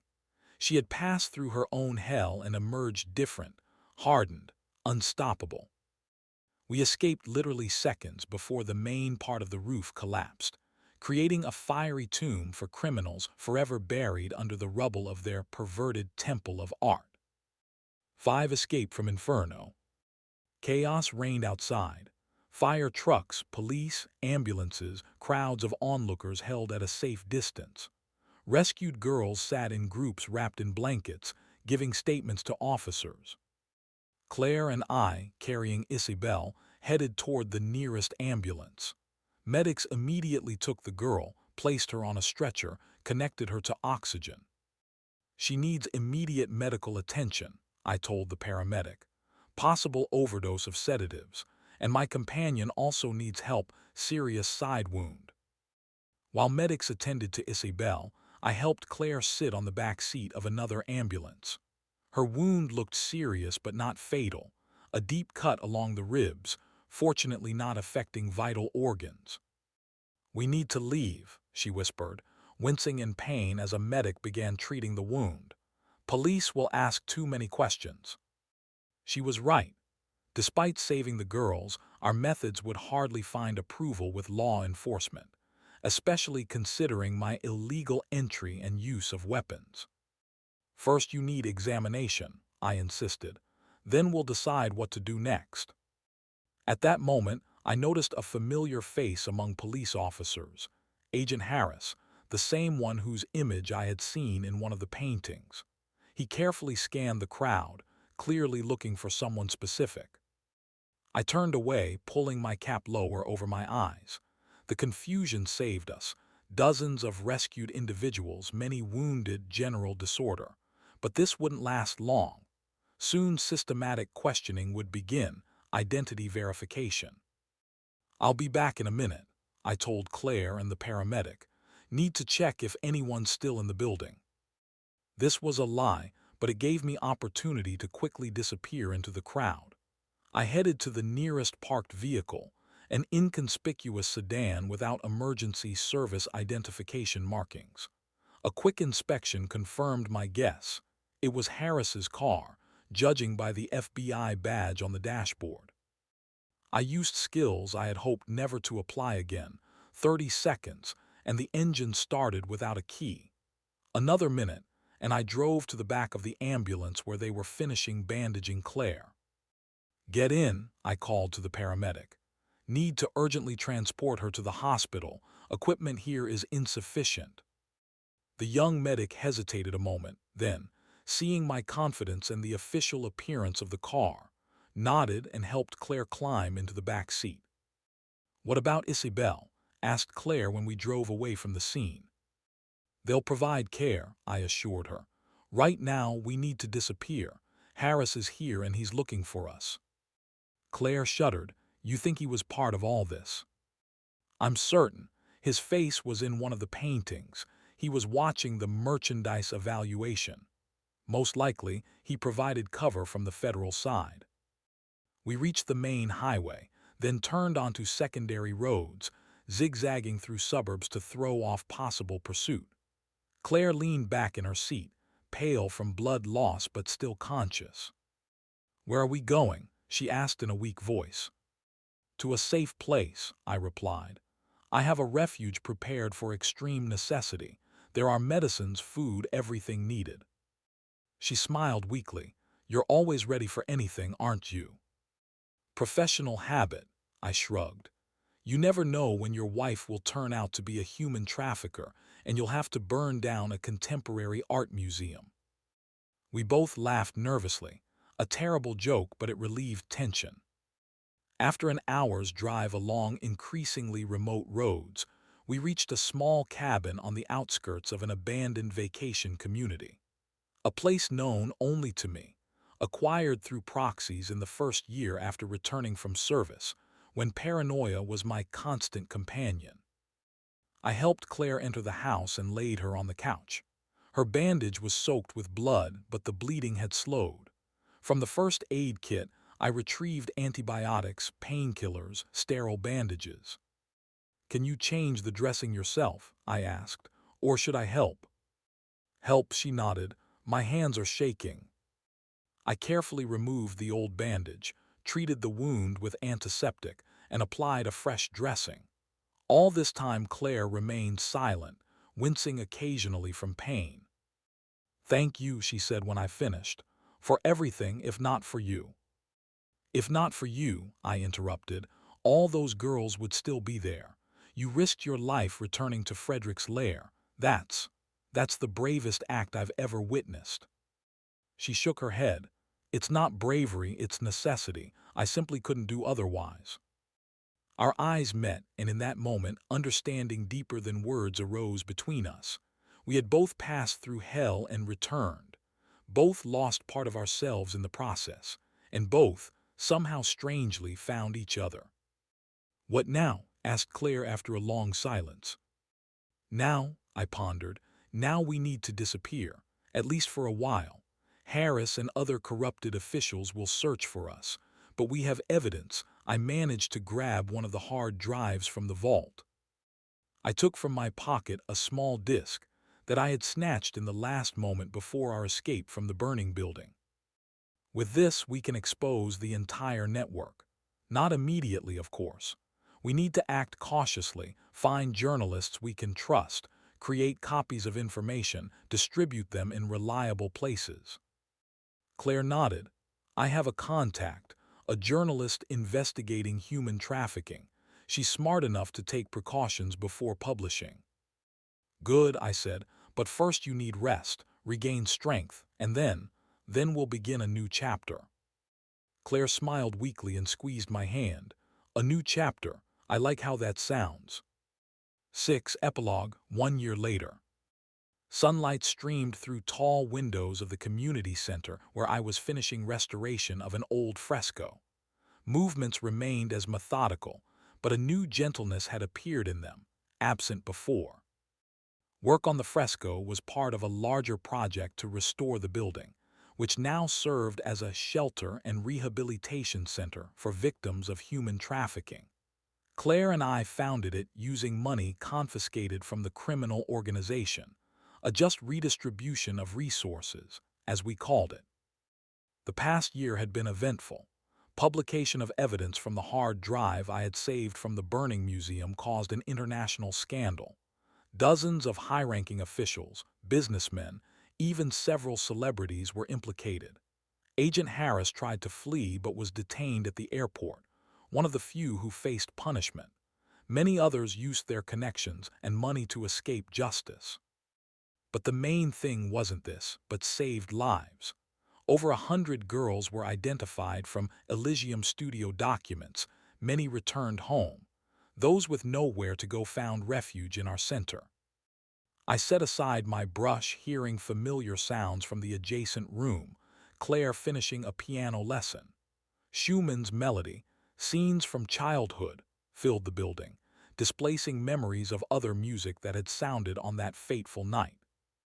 I entered the music classroom and paused in the doorway, watching Claire work with a group of young women.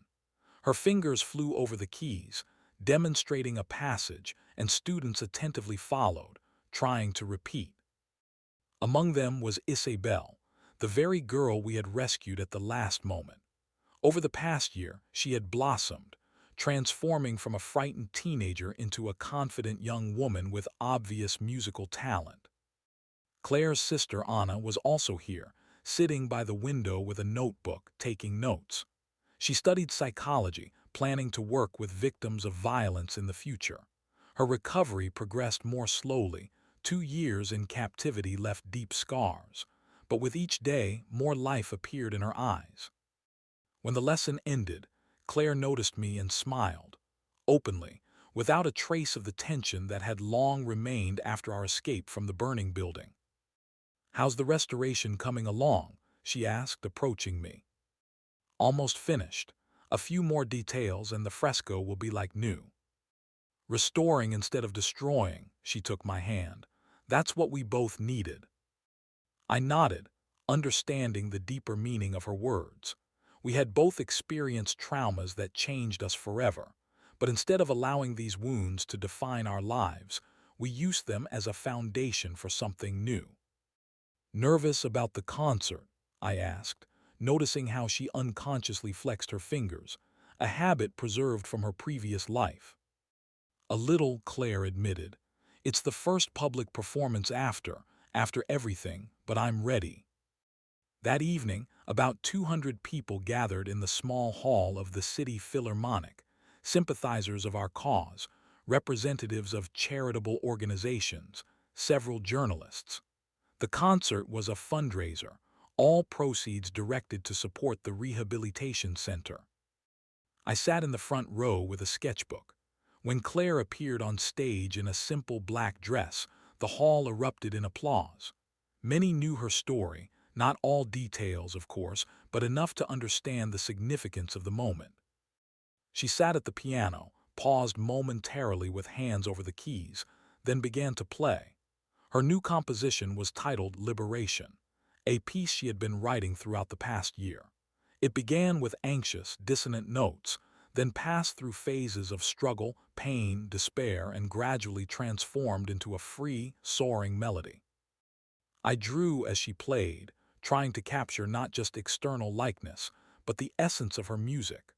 On my canvas emerged not simply a portrait, but a visual embodiment of sounds, lines transitioning from dark and angular to smooth and light, symbolizing the journey from pain to healing.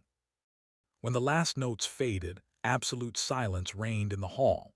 1 second, 2, 3, and then the audience erupted in thunderous applause.